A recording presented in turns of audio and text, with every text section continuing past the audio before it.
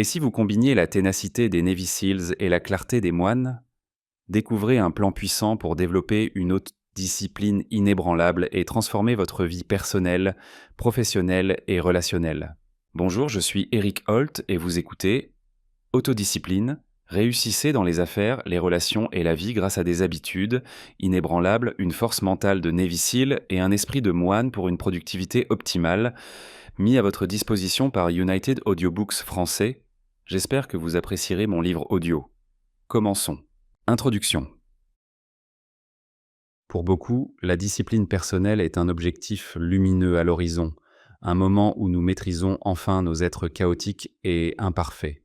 Grâce à la discipline personnelle, je pourrai enfin atteindre mes objectifs, arrêter de manger du sucre, sortir chaque matin, apprendre une nouvelle langue et réaliser mes rêves. Elle sert de critère pour évaluer notre caractère, nos activités et nous-mêmes aux yeux des autres. Nous la confondons souvent avec la volonté. Typiquement, nous échouons. La construction de la discipline est une pratique et non un but ou une référence. Bien que la pratique ne cesse jamais, nous améliorons nos compétences. Beaucoup de gens essaient d'être disciplinés, mais il est plus difficile qu'on ne le pense de le devenir. Notre santé mentale, notre éducation, nos habitudes personnelles et nos situations actuelles influencent notre capacité à nous maîtriser. Tout comme l'amour de soi ou la gestion de nos anxiétés nécessite un effort attentif, apprendre à être discipliné en requiert également. Bien qu'il puisse sembler être un dragon impossible à vaincre, l'amélioration est toujours accessible. Vous pouvez acquérir la discipline personnelle qui compte pour vous et vos objectifs par la pratique, en apprenant à travailler dans les contraintes de qui vous êtes et de ce que vous avez. La clé du bon leadership, que ce soit pour vous-même ou pour les autres, est la discipline. La concentration et la discipline personnelle mènent à la satisfaction, au bonheur et au succès. Lorsque vous êtes confronté à un buffet à volonté, à l'opportunité de gagner de l'argent rapidement ou à l'attrait de la paresse de rester chez soi plutôt que de rejoindre le peloton, il peut être difficile d'y croire, mais les études montrent que ceux qui ont de la discipline personnelle sont plus heureux. Pourquoi ? Parce qu'en exerçant le contrôle de soi et la discipline, nous atteignons davantage les objectifs qui sont les plus importants pour nous.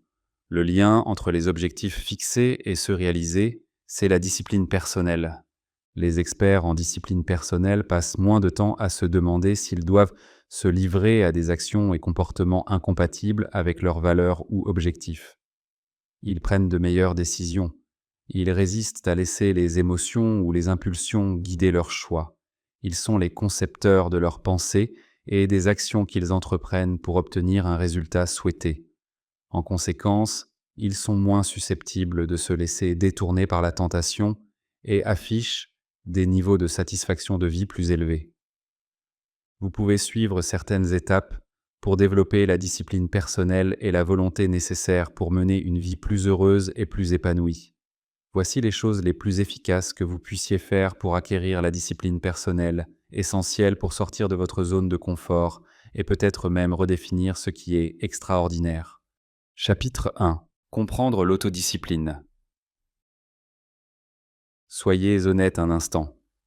Pour la majorité d'entre nous, développer l'autodiscipline est un processus entravé par de bonnes intentions, la procrastination et les émotions liées à l'échec. Mais cela ne devrait pas être le cas. Au lieu de poser votre téléphone et de vous coucher, vous continuez à jouer à Candy Crush. Heureusement, vous pouvez réentraîner votre cerveau à suivre vos commandements en utilisant des stratégies psychologiques spécifiques. L'autodiscipline est une compétence qui doit être développée. Même si vous n'aurez pas une journée parfaite de pratique chaque jour, vous vous rapprocherez tout de même de votre objectif avec chaque échec et chaque petite réussite. Ce chapitre donne des conseils sur la manière d'utiliser l'autodiscipline dans la vie quotidienne. Qu'est-ce que l'autodiscipline et pourquoi est-ce important ? L'autodiscipline est la capacité de réaliser ce que votre cerveau considère comme le bon chemin à suivre malgré la résistance physique. L'autodiscipline implique souvent de repousser votre confort ou vos envies au profit de la réussite à long terme. Par exemple, vous devrez peut-être consciemment éliminer des distractions, comme annuler votre abonnement Netflix pour lire davantage. Une excellente stratégie pour gérer le stress et l'anxiété consiste à jouer un rôle autodiscipliné. L'autodiscipline peut offrir une variété d'avantages.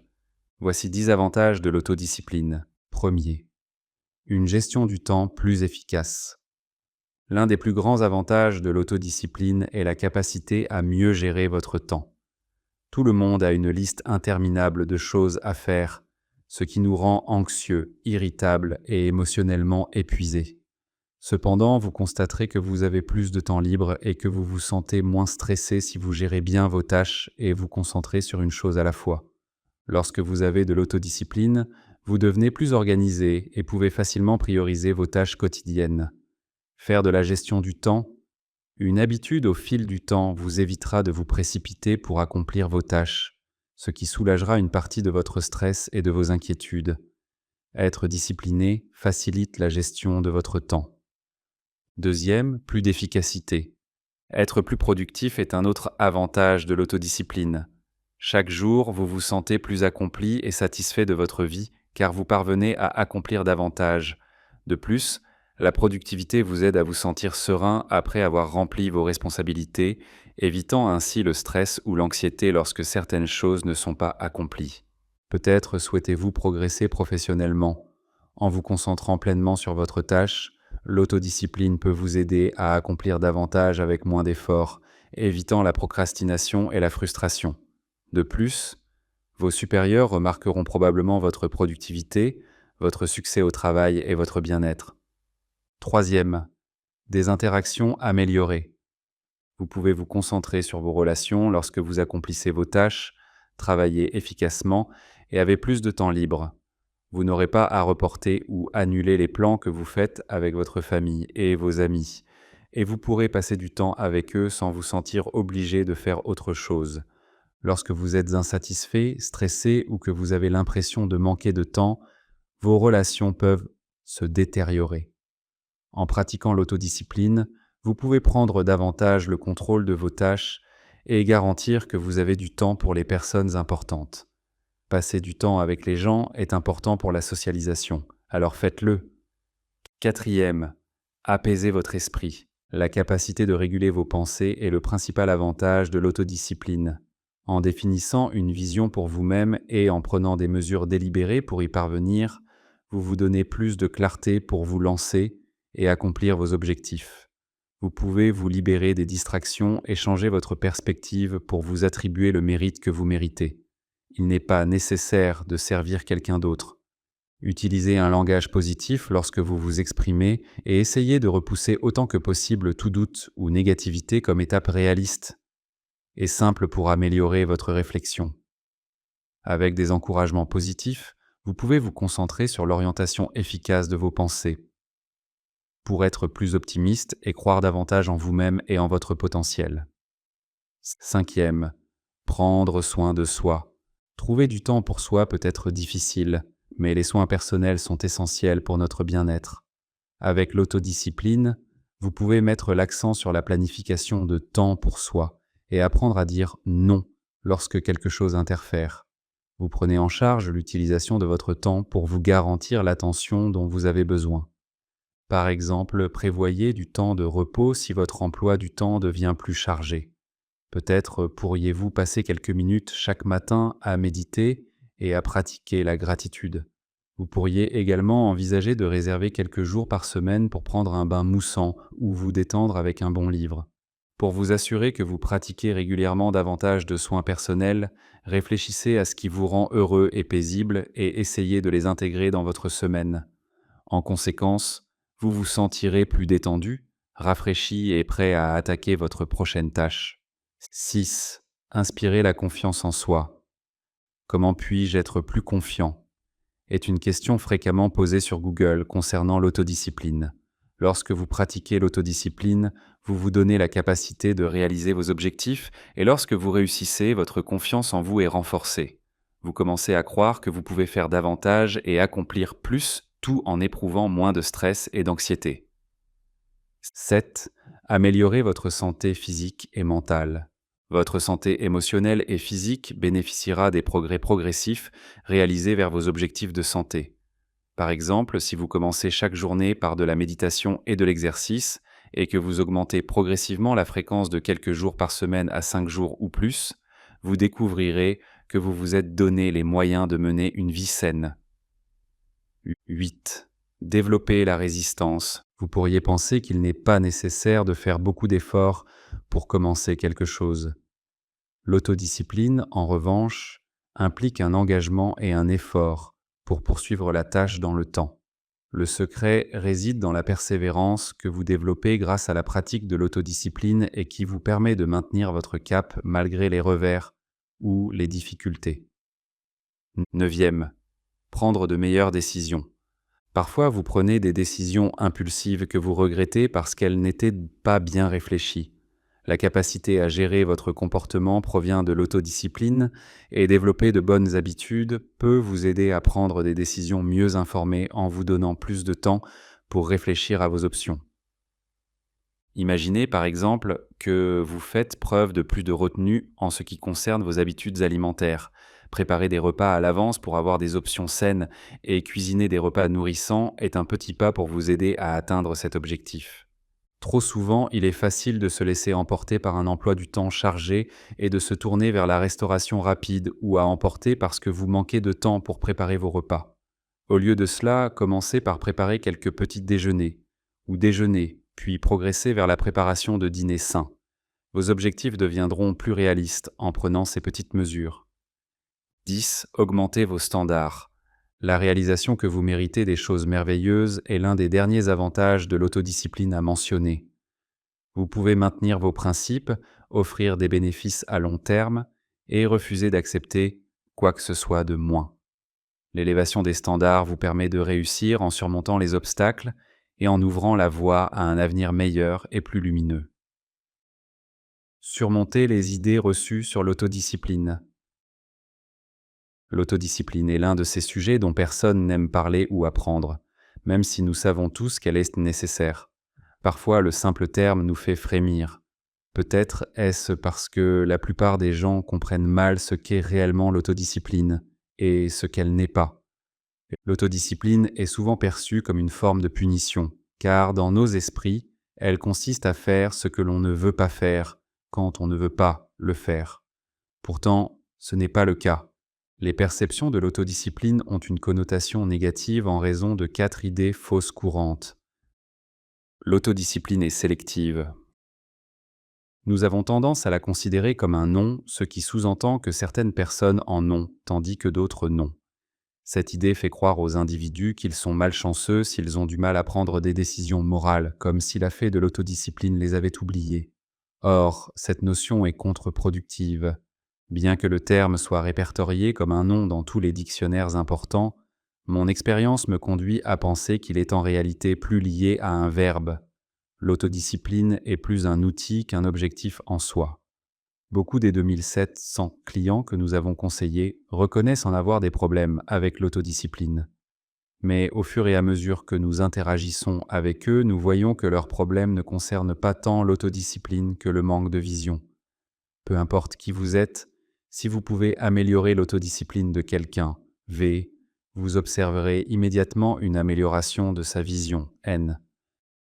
L'autodiscipline est difficile. Ceux qui ne comprennent pas l'autodiscipline sont les seuls à avoir cette mentalité. Une vie difficile n'est pas le résultat de l'autodiscipline. C'est l'absence de celle-ci qui rend la vie difficile, tandis que des décisions difficiles à court terme ont des effets directs à long terme. Ce qui semble être la solution facile, manger ce que l'on veut, dire ce que l'on ressent, acheter tout ce que l'on souhaite à crédit, rend la vie plus compliquée.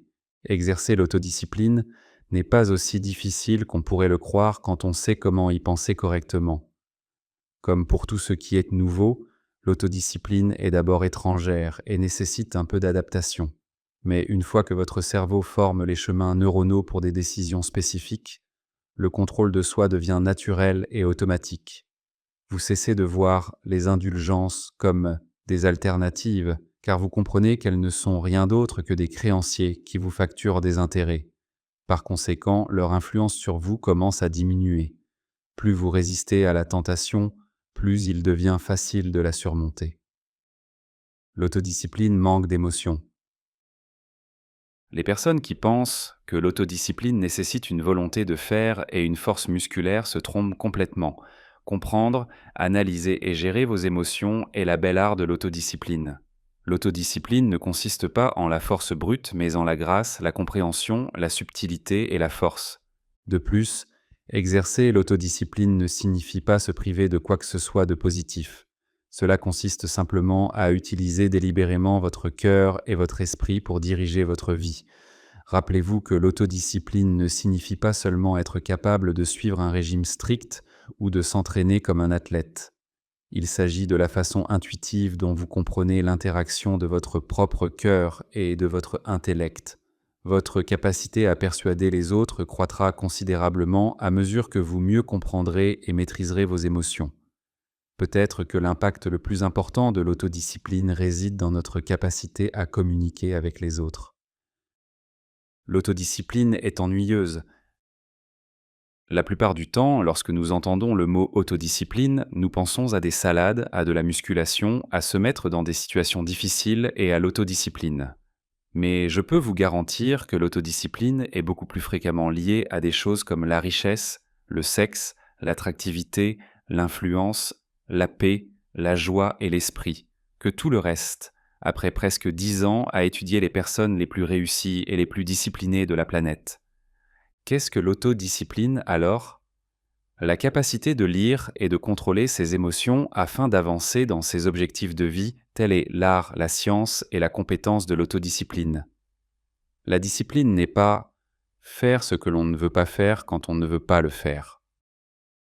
J'espère que vous appréciez mon livre audio jusqu'à présent. Ce serait un plaisir si vous pouviez me dire ce que vous pensez de ce livre audio dans la section des commentaires ci-dessous. Nous vous serions reconnaissants de laisser un j'aime à cette vidéo et de vous inscrire à United Audiobooks français pour avoir accès à d'autres livres audio à succès à l'avenir. Par ailleurs, si vous souhaitez obtenir d'autres livres audio gratuits, veuillez cliquer sur le premier lien dans la description ci-dessous. Passons maintenant au chapitre suivant. Chapitre 2. Construire des habitudes incassables. Les habitudes sont des comportements ou des actions routiniers que nous accomplissons sans même en avoir conscience. Elles se développent au fil du temps à mesure que notre cerveau forge des connexions neuronales de plus en plus fortes chaque fois que nous agissons. Ce chapitre examine les habitudes et leur impact sur notre vie quotidienne, en donnant des exemples de bonnes et de mauvaises habitudes. La science derrière les habitudes. La boucle des habitudes, une méthode en 3 étapes pour former des habitudes, comprend les étapes suivantes. Signal. Il s'agit de l'événement déclencheur de l'habitude. Cela peut être un moment particulier dans le temps, un endroit, une émotion ou d'autres personnes. Routine. Le comportement ou l'action réelle que vous entreprenez en réponse au signal est votre routine. Récompense. Il s'agit du résultat ou de l'avantage favorable qui renforce l'habitude et augmente la probabilité qu'elle soit répétée.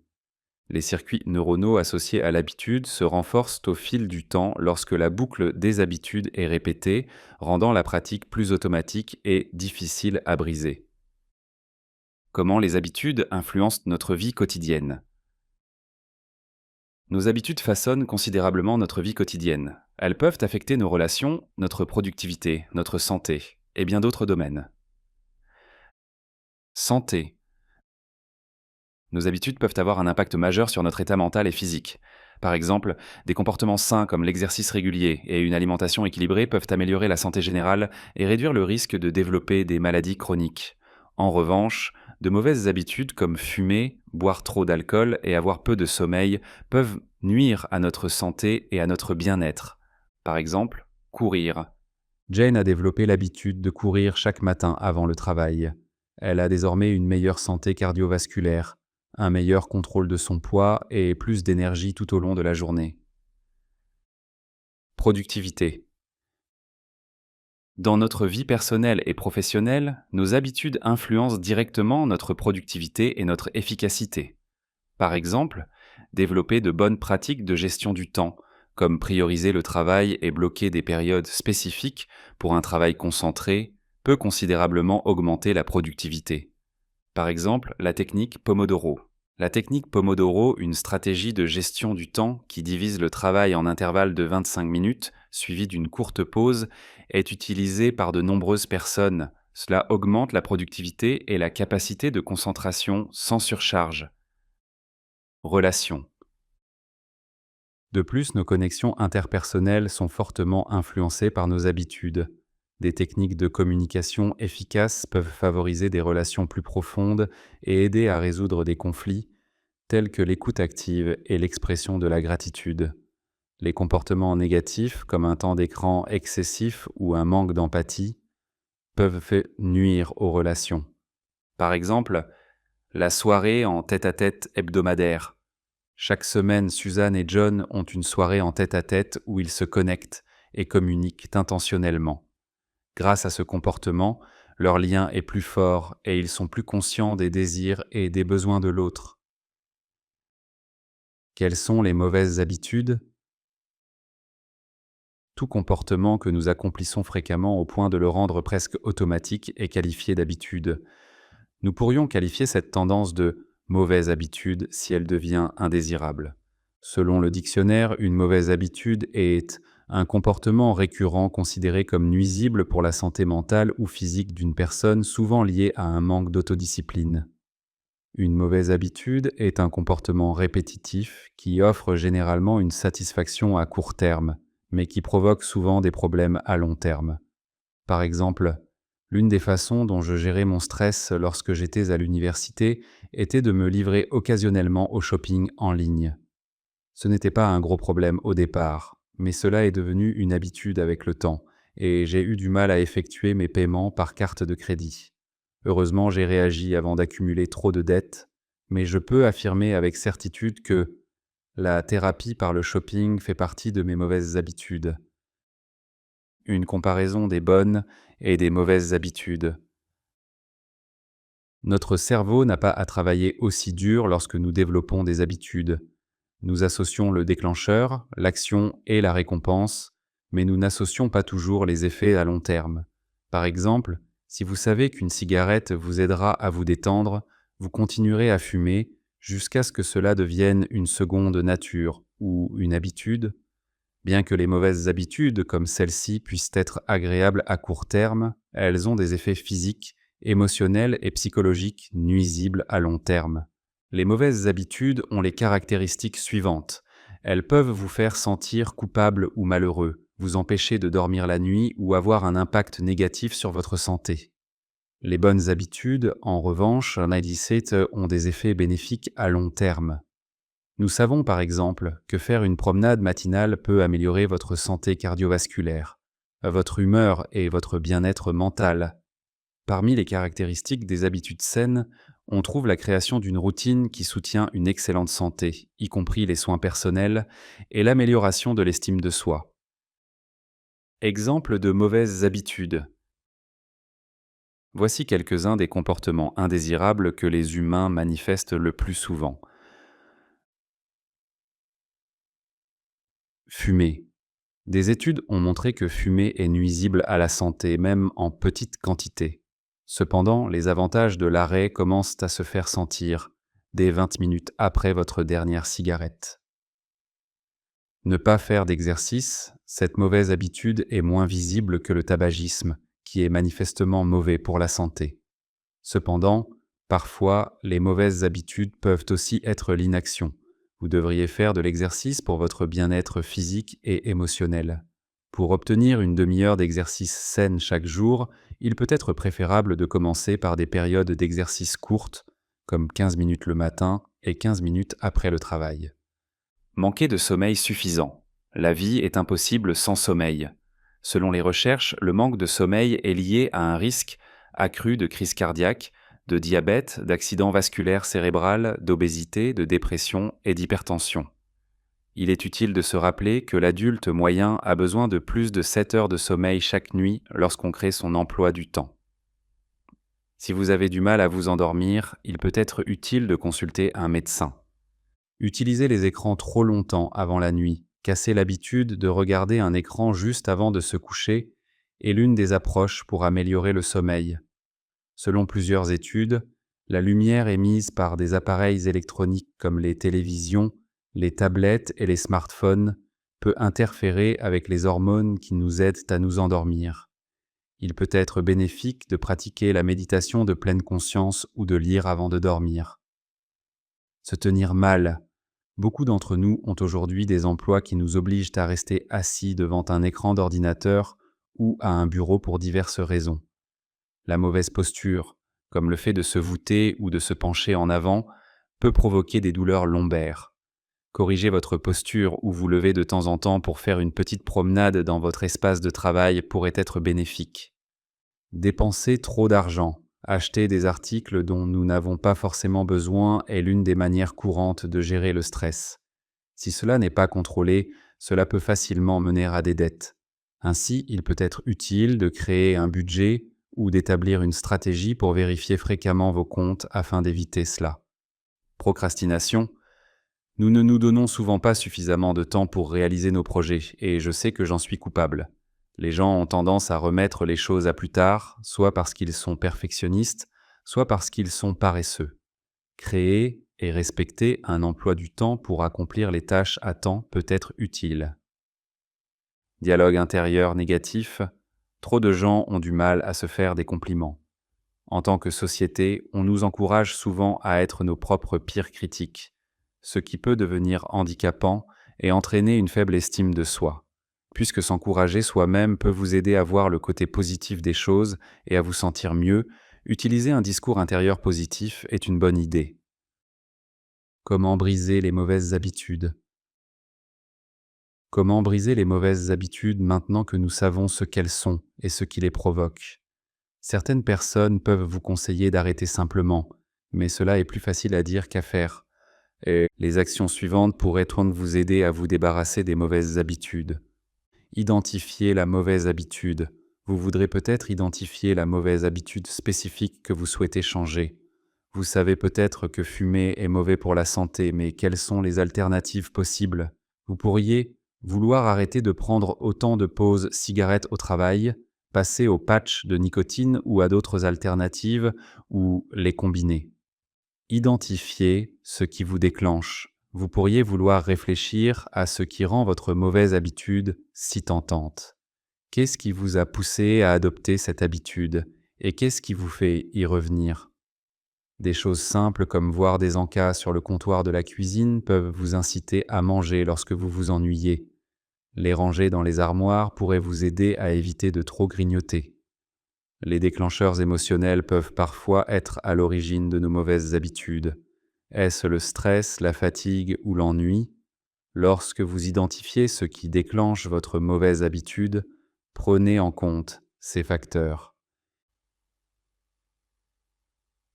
Éliminez autant de déclencheurs que possible. Se concentrer sur les déclencheurs eux-mêmes pourrait vous aider à changer votre comportement. Les déclencheurs sont les occasions qui déclenchent le réflexe automatique de votre cerveau de réaliser l'habitude. Cela pourrait être n'importe quoi dans notre environnement auquel notre cerveau a associé une habitude spécifique. Ces déclencheurs, comme les personnes avec lesquelles vous étiez et l'environnement, peuvent avoir un impact subtil mais significatif sur votre habitude. Rangez ces friandises à l'avance ou si votre mauvaise habitude est émotionnelle, cherchez des stratégies pour améliorer votre bien-être mental. Pour vous détendre davantage, vous pouvez pratiquer la respiration profonde et la méditation, ou demander de l'aide professionnelle. Remplacer la mauvaise habitude, des recherches montrent maintenant que simplement arrêter ou cesser une mauvaise habitude n'est pas efficace. Vous avez formé cette habitude pour une raison et elle vous a apporté un soulagement ou satisfait un besoin.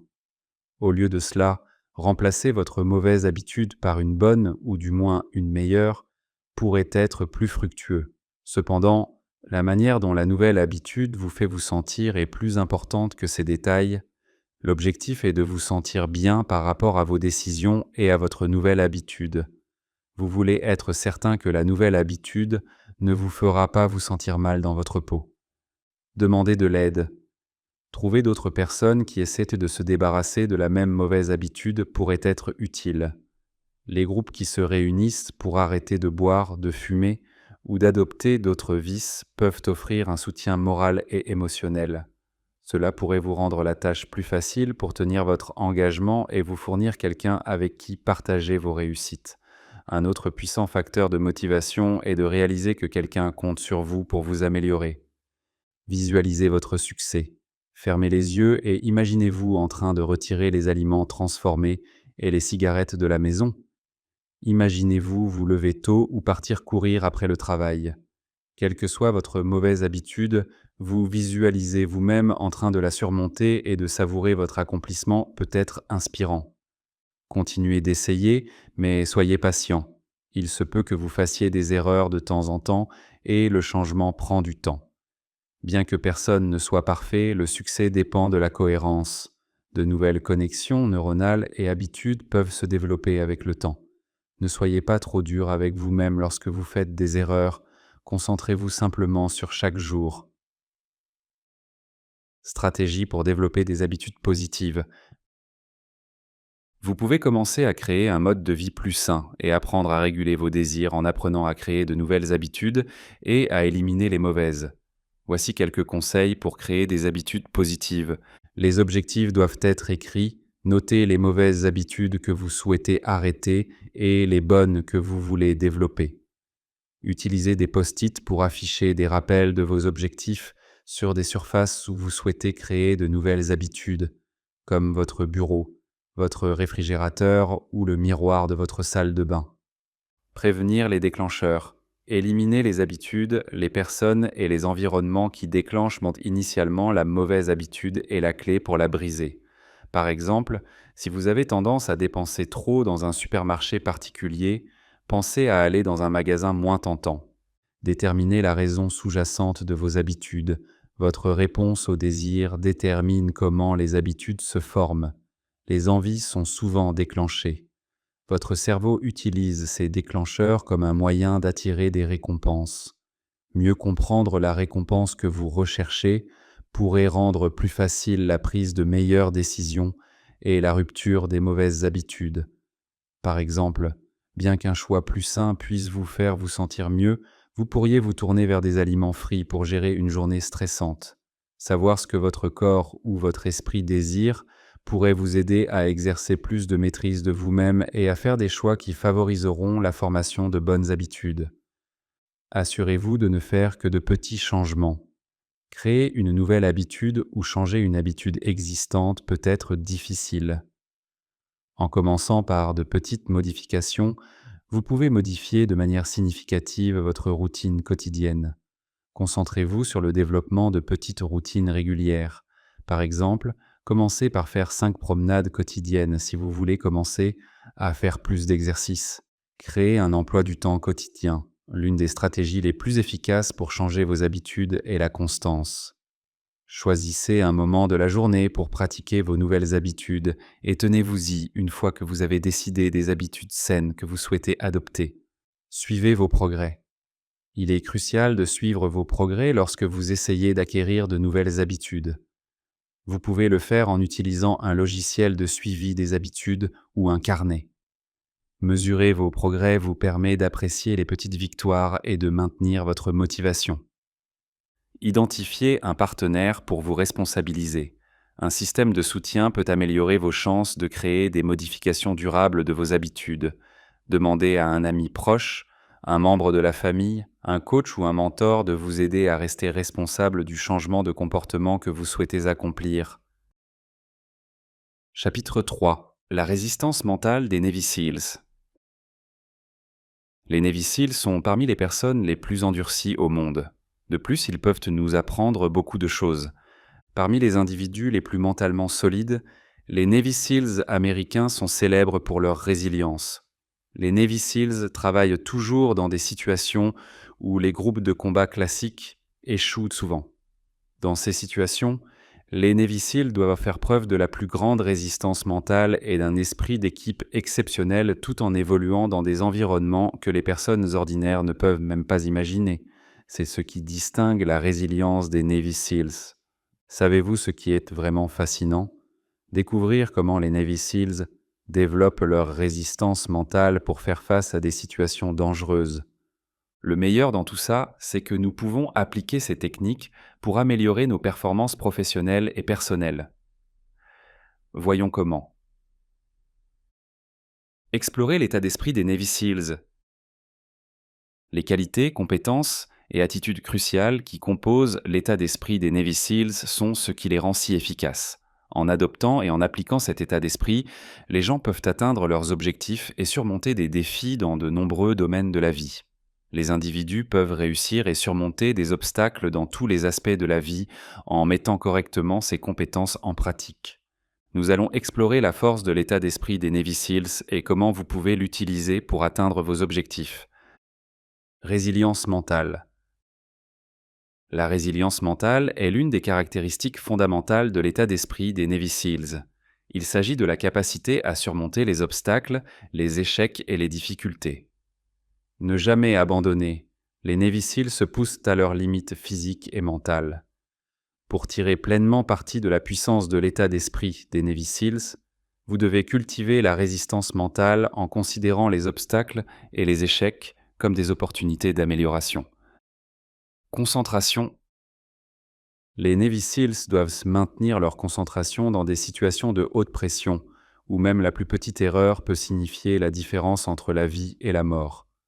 Pour utiliser pleinement l'état d'esprit des Navy SEALs, vous devez apprendre à vous concentrer sur vos objectifs et à éviter les distractions.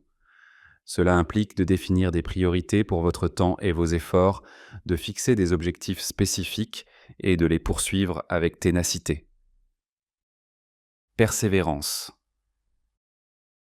La persévérance est un élément clé de l'état d'esprit des Navy SEALs. Les Navy SEALs continuent de travailler malgré l'inconfort, la fatigue et la douleur. Vous devez cultiver la persévérance en établissant des objectifs difficiles, en vous poussant hors de votre zone de confort et en ne jamais abandonnant si vous voulez exploiter la puissance de l'état d'esprit des Navy SEALs. Adaptabilité.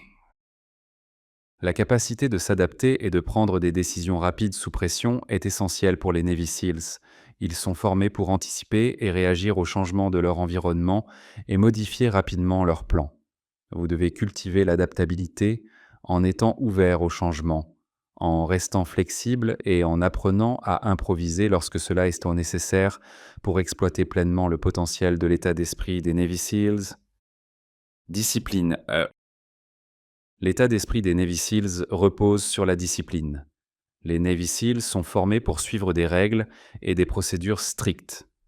Pour développer la discipline, créez un plan, définissez des objectifs clairs et respectez-le avec cohérence et attention aux détails.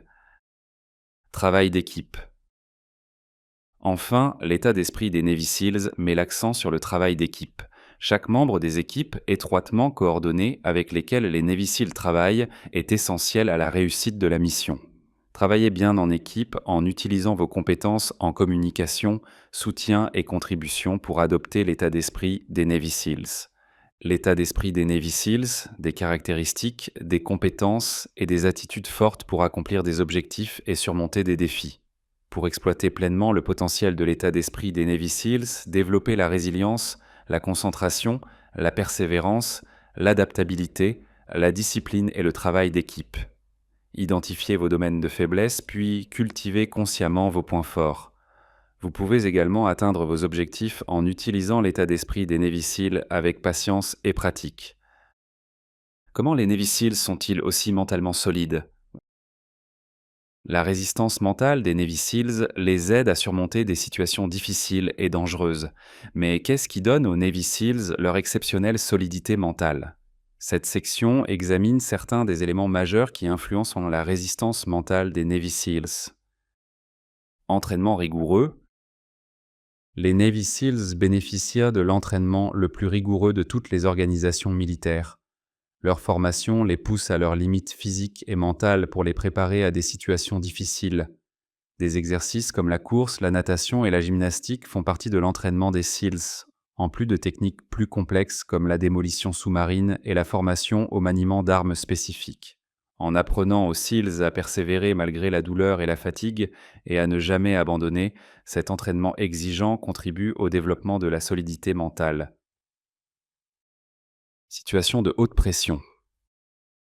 Les enjeux sont souvent une question de vie ou de mort lorsque les Navy SEALs opèrent dans des situations de haute pression.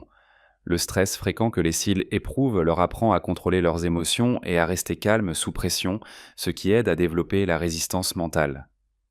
Les SEALs reçoivent un entraînement pour maintenir la clarté mentale et la concentration, même dans les circonstances les plus difficiles. Fixation d'objectifs. Les Navy SEALs apprennent à se fixer des objectifs clairs et à établir une stratégie pour les atteindre. Cela donne aux SEALs un sens de l'objectif et de la direction, ce qui aide au développement de la solidité mentale. En se fixant des objectifs difficiles et en les poursuivant avec ténacité et concentration, les SEALs apprennent à surmonter les obstacles et à atteindre leurs objectifs. En conclusion, un entraînement intensif, la solidité mentale, des environnements stressants, la fixation d'objectifs et le travail d'équipe contribuent tous à la résistance mentale exceptionnelle des Navy SEAL. Ces éléments se combinent pour produire un état d'esprit axé sur la persévérance et la capacité à surmonter même les difficultés les plus ardues.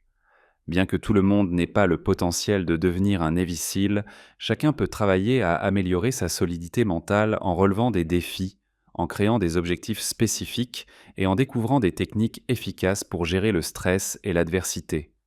Vous pouvez augmenter votre résistance mentale et atteindre vos objectifs en imitant certaines des méthodes et attitudes des Navy SEALs. Pourquoi les Navy SEALs sont-ils si uniques ? Les Navy SEALs sont les forces de combat les plus disciplinées du monde.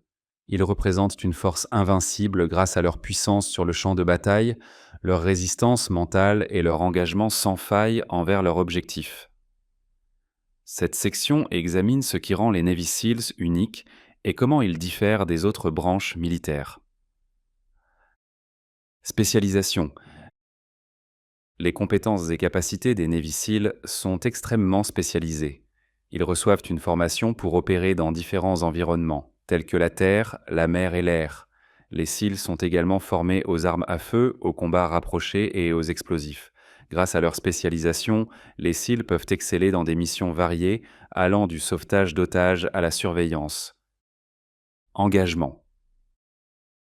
Enfin, les Navy SEALs font preuve d'un engagement inébranlable envers leur objectif. Ils sont prêts à risquer leur vie pour servir leur pays et remplir leurs obligations. L'engagement des SEALs envers leurs équipes et leurs missions se reflète dans tout ce qu'ils font, y compris dans leur entraînement rigoureux. Les Navy SEALs sont uniques grâce à leur formation approfondie, leur spécialisation, leur capacité à fonctionner dans des situations de haute pression, leur travail d'équipe et leur engagement inébranlable envers leur objectif.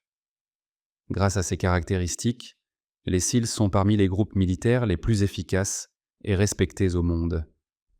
Bien que tout le monde n'ait pas ce qu'il faut pour devenir un Navy SEAL, nous pouvons tous bénéficier de leur engagement, de leur collaboration et de leur détermination pour devenir de meilleures versions de nous-mêmes. Nous pouvons atteindre nos objectifs et changer le monde si nous adoptons certaines des mêmes qualités et mentalités que les Navy SEALs. Quelle est la qualité la plus importante des Navy SEALs ? Quelles qualités distinctives aident les Navy SEALs à réussir leur mission ?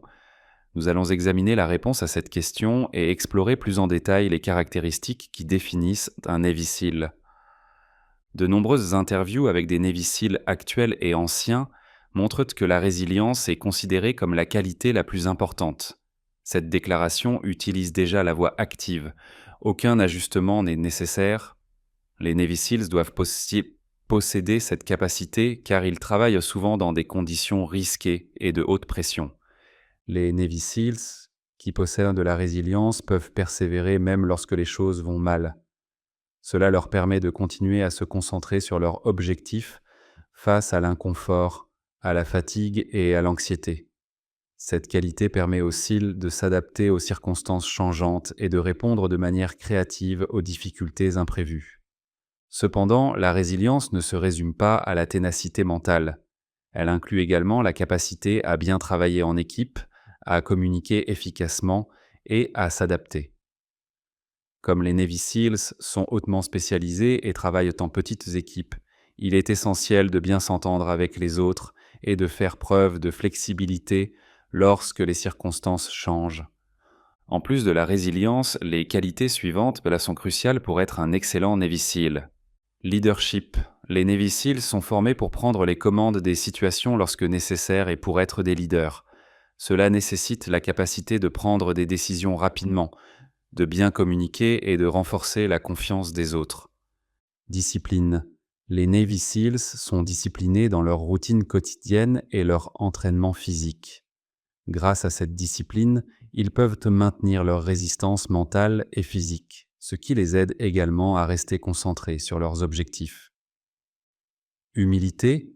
Malgré leur statut parmi les meilleurs, les Navy SEALs font preuve d'humilité et sont conscients de leurs limites.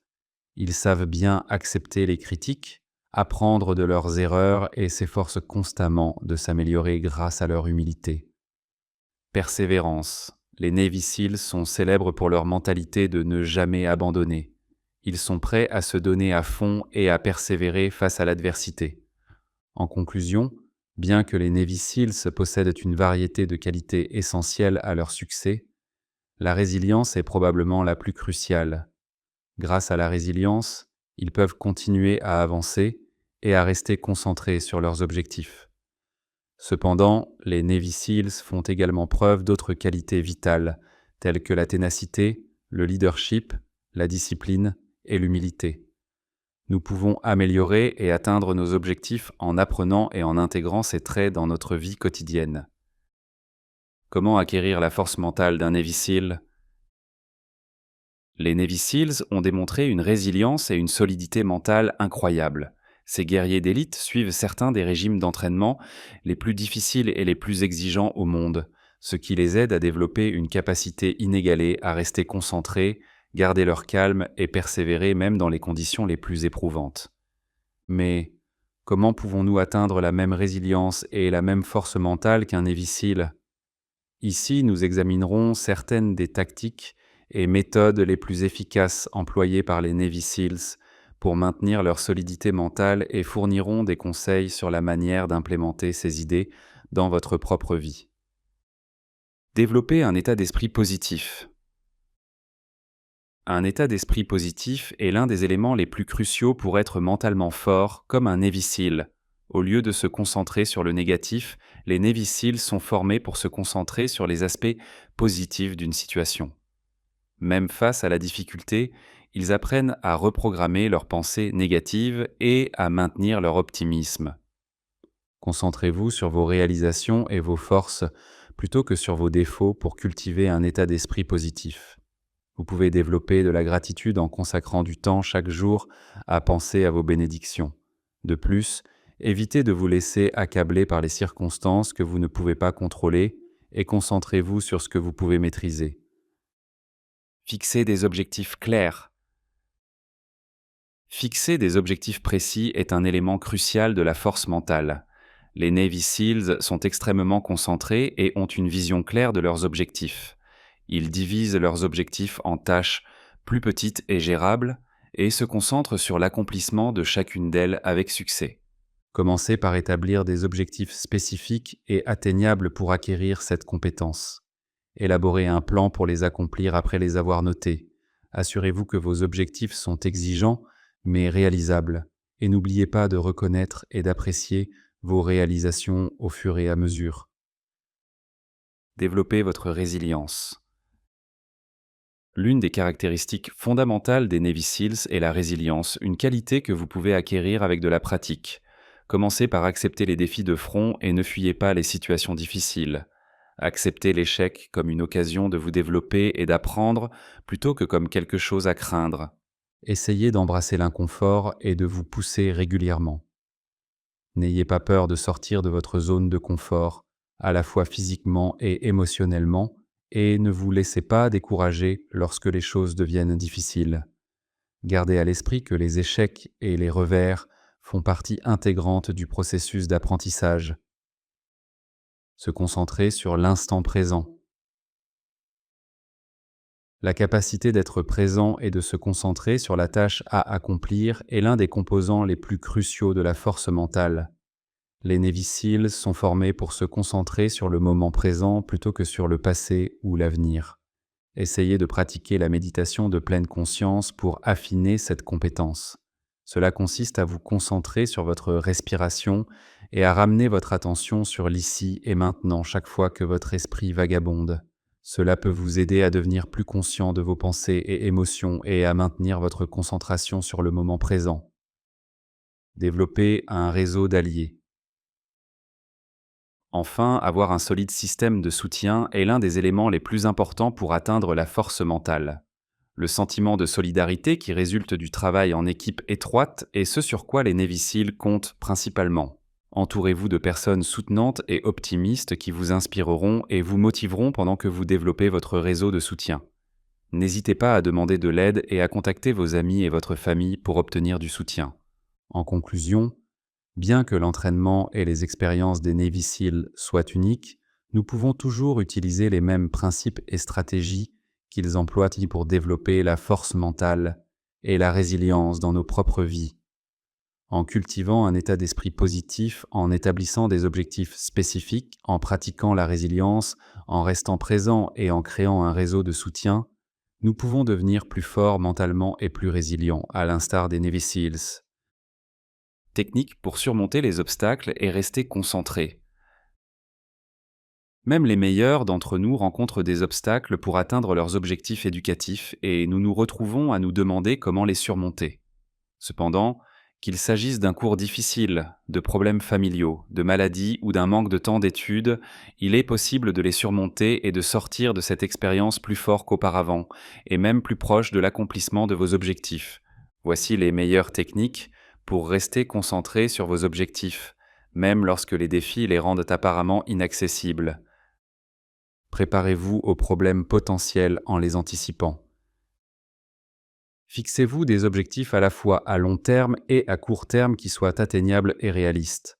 Ensuite, dressez la liste des obstacles potentiels, comme les problèmes familiaux, financiers, de santé ou d'autres facteurs, et réfléchissez à la manière dont ils affecteraient votre progression s'ils se produisaient. Troisièmement, dressez la liste des ressources que vous pourriez utiliser pour surmonter chaque difficulté probable. Quatrièmement, réalisez que tout le monde a besoin de soutien de temps en temps, alors parlez-en à vos conseillers et enseignants pour expliquer la situation et demander de l'aide. Utilisez les ressources que vous avez trouvées et demandez de l'aide. Ne laissez pas l'orgueil entraver votre réussite. Établissez des objectifs spécifiques et mettez-les à jour si nécessaire. Créez une liste d'objectifs ou de tâches et assurez-vous que vos objectifs sont raisonnables. J'utilise cela à la fois personnellement et professionnellement. Décidez ce que vous voulez accomplir au final. Dressez une liste des tâches à accomplir pour atteindre cet objectif. Fixez des dates limites pour l'accomplir et des échéances pour chaque tâche. Affichez cette liste là où elle sera vue tous les jours. Sachez que vous rencontrerez des revers. Ne les laissez pas vous décourager trop. Lorsqu'ils surviennent, retournez à vos objectifs et apportez les révisions nécessaires à toute tâche ou objectif. Enfin, ne soyez pas réticents à demander de l'aide. Les obstacles que vous rencontrerez seront plus faciles à surmonter avec un solide système de soutien. Cherchez un partenaire de responsabilité. Le chemin vers la réalisation de vos objectifs n'est jamais facile et des difficultés surgiront inévitablement. Il est essentiel d'avoir une stratégie pour aider à surmonter ces obstacles. Je préfère définir de petits objectifs pour m'assurer que je fais ce qu'il faut tout au long du parcours. De plus, je recommande d'avoir un soutien fort à proximité, quelqu'un qui peut vous aider à surmonter les obstacles et vous tenir responsable tout en vous maintenant sur la bonne voie. Vous n'êtes pas obligé de tout gérer seul. Avoir un soutien solide et des objectifs mineurs vous aidera à garder vos objectifs à l'esprit. Tenez un journal au fur et à mesure que vous progressez dans la résolution du problème. Quels objectifs mineurs devez-vous accomplir pour atteindre votre objectif principal ? Vous pouvez en apprendre davantage sur ce qui pourrait devoir changer dans votre parcours en journalisant vos progrès vers ces petites étapes et en les réfléchissant, hebdomadairement, mensuellement, etc. Par exemple, pour la perte de poids, si vous voulez perdre du poids, disons 5 kg, l'un de vos objectifs mineurs pourrait être de réduire votre apport calorique quotidien de X à Y. Tenir un journal alimentaire quotidien peut vous aider à rester sur la bonne voie pour accomplir et maintenir cette petite étape, ce qui vous aidera finalement à atteindre votre objectif final. Reformulez les défis comme des occasions d'apprendre. Reconnaissez qu'il y aura toujours quelqu'un ou quelque chose pour entraver votre réussite et essayez de la contrecarrer. Assurez-vous que cette personne ne soit pas vous. Sur le chemin du succès, nous devons tous être prêts à faire face à des obstacles. Ils peuvent vous ralentir, mais ne modifient pas votre cap. L'inverse du dicton « Que feriez-vous si vous croyiez que vous ne pouviez échouer ?» est d'utiliser chaque défi comme une occasion d'apprendre. Chapitre 4. Cultiver un état d'esprit de moine. Je ne suis pas et ne serai jamais un moine zen.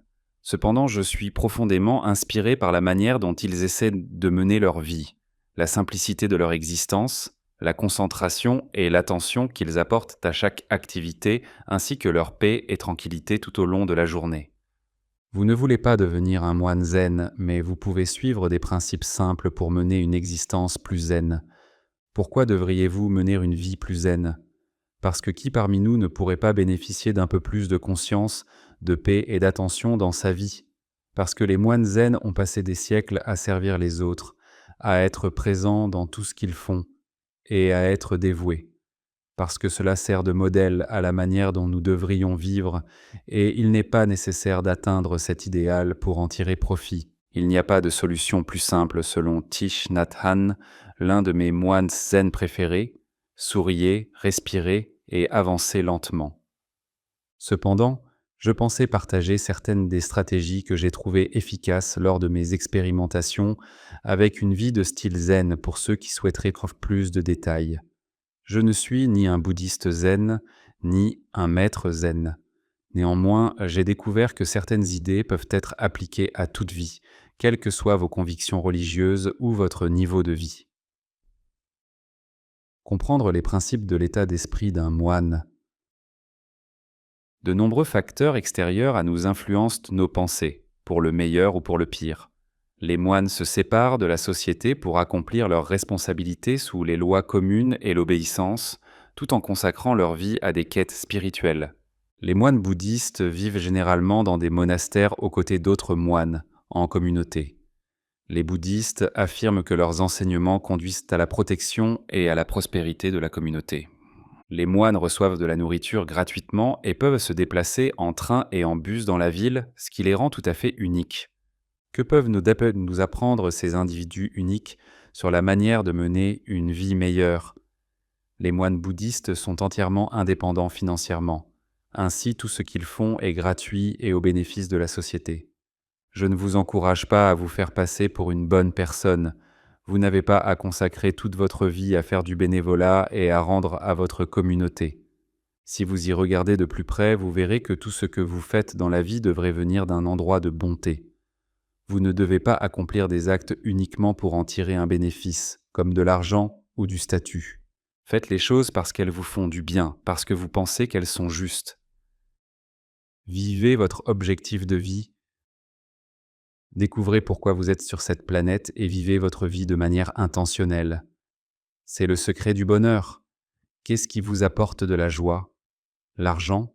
Le statut ? Servir les gens de manière authentique ?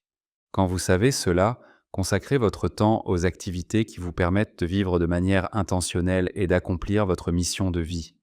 Entourez-vous de personnes partageant les mêmes idées qui vous aideront à réaliser votre plein potentiel. Nous pouvons concevoir la vie que nous voulons. Personne d'autre ne travaillera pour ce que nous voulons. Si nous ne le faisons pas, nous ne l'obtiendrons pas. Nous serons plus satisfaits des résultats si nous mettons plus d'efforts à atteindre nos objectifs. Surmontez vos peurs.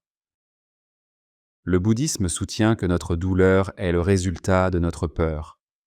Quelle est la méthode traditionnelle bouddhiste pour surmonter la peur ?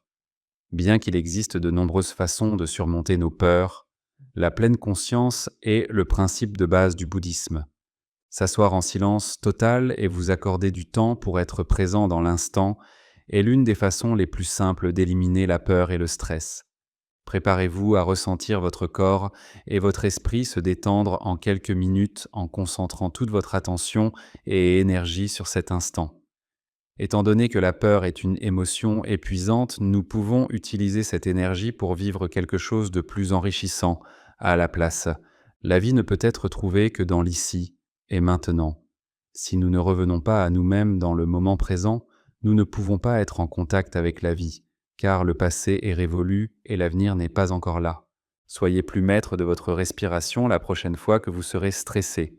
Savoir cela peut vous donner plus de contrôle sur la façon dont vous réagissez à la peur et à d'autres situations stressantes.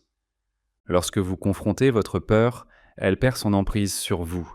Bien que la peur soit souvent la cause de notre évitement des conflits, c'est la clé pour surmonter définitivement nos peurs en général.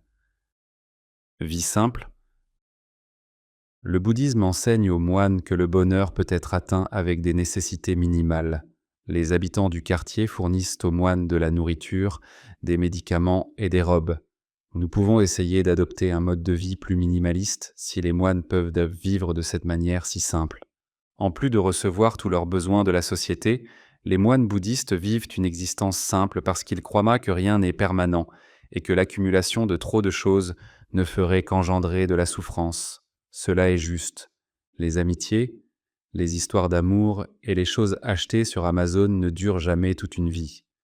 Lorsque nous réalisons cela trop tard, la vie devient difficile et il est difficile de lâcher prise.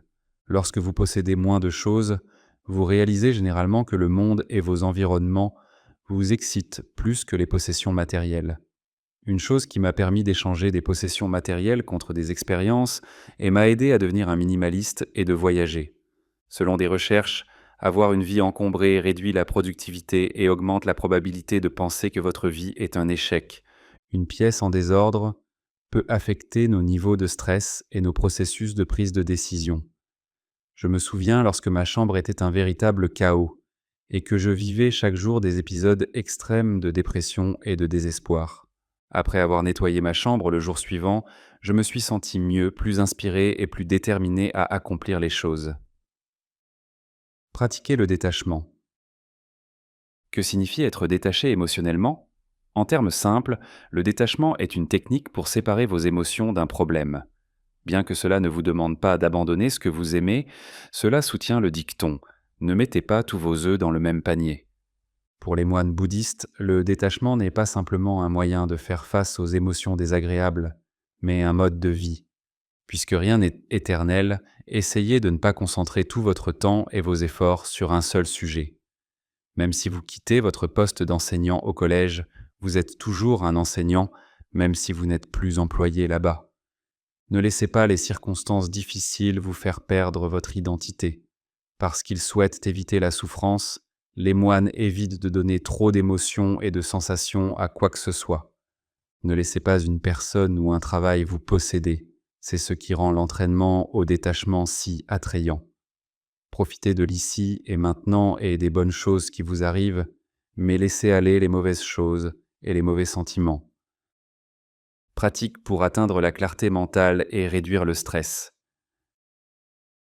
Votre esprit est totalement engagé et actif lorsque vous êtes dans un état de clarté mentale. Nous avons besoin de cette clarté mentale pour résoudre des problèmes et être productifs tout au long de la journée. Malgré toutes les difficultés que la mauvaise clarté mentale peut engendrer, il existe de nombreuses stratégies pour favoriser un engagement attentif. Cela peut être amélioré pour vous. Les 8 stratégies simples suivantes pour augmenter la clarté mentale peuvent être facilement ajoutées à votre routine quotidienne. Elles peuvent vous aider à poser les bases d'un esprit clair, actif et brillant. De plus, si vous travaillez avec quelqu'un qui semble perdre en clarté mentale, encouragez-le à prendre soin de lui et dirigez-le vers des ressources qui peuvent l'aider. Premier, obtenez suffisamment de sommeil de qualité. Votre niveau d'énergie pendant la journée est fortement lié à la quantité de sommeil que vous obtenez. Cela affecte à la fois l'énergie mentale et physique. Vous pouvez éviter l'accumulation de la fatigue et vous assurer que vos performances mentales sont à leur meilleur tout au long de la journée si vous adoptez une routine de sommeil régulière et saine. Un tracker de sommeil est une méthode pour surveiller votre routine de sommeil et garantir que vous recevez suffisamment de sommeil réparateur. 2. Réduisez votre stress. Votre capacité à penser clairement s'améliorera si vous parvenez à minimiser le stress avec succès. Trouver des techniques de relaxation et de gestion du stress adaptées à vos besoins fait partie de la gestion du stress. De plus, vous pouvez surveiller vos niveaux de stress quotidiens avec des appareils de suivi du stress. Vous pouvez maintenir votre acuité mentale et réaliser votre plein potentiel en étant conscient de vos niveaux de stress. Troisième, pratiquer la pleine conscience. Vivre dans l'instant présent est le bel art de la pleine conscience. Vous pouvez mieux contrôler votre énergie en ralentissant et en étant attentif à votre environnement, à votre corps et à vos activités. Quatrième, visez un équilibre entre vie professionnelle et vie privée. Le temps pour le travail et pour les loisirs est nécessaire à un équilibre sain entre vie professionnelle et vie privée. Passer trop de temps au bureau peut vous faire perdre de l'énergie et entraîner un épuisement. De même, très peu d'activités seraient accomplies si toute votre attention était consacrée à vous détendre et à profiter de la vie. Comprendre comment accroître la clarté mentale et établir un équilibre sain entre travail et vie personnelle est essentiel. Cinquième, pratiquer l'auto-soin. Les routines d'auto-soin sont un élément crucial de l'existence.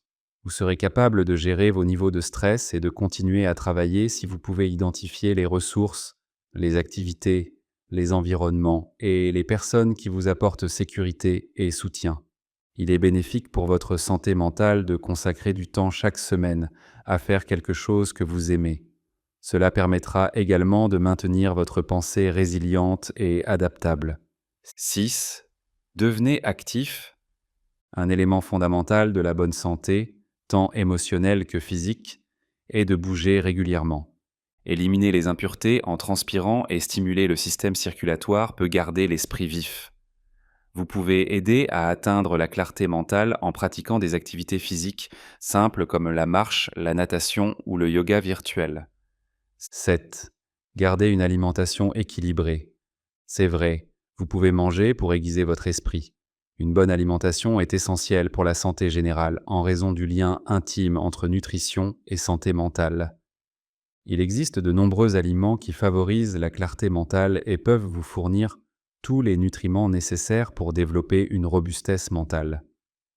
Les nutriments les plus sains pour le cerveau comprennent les baies, les légumes à feuilles vertes foncées, le saumon gras et les graines de citrouille. Votre cerveau fonctionnera au mieux si vous buvez beaucoup d'eau. 8. Demandez de l'aide. Beaucoup de gens trouvent difficile de demander de l'aide lorsqu'ils traversent des moments difficiles. Cependant, l'une des choses les plus valorisantes qu'une personne puisse faire est de demander de l'aide. Il est courant de se sentir stressé et de souffrir d'une brume mentale. Ne soyez jamais embarrassé de demander de l'aide à vos amis, vos proches ou un professionnel de santé. Ils vous feront sentir compris et reconnus. Équilibrer la productivité avec la pleine conscience et la présence. La pleine conscience peut grandement améliorer nos routines et notre réflexion, que ce soit au travail ou pendant les moments de détente. Les personnes qui pratiquent la pleine conscience et qui sont pleinement présentes ont de meilleures relations et sont plus susceptibles de penser de manière créative.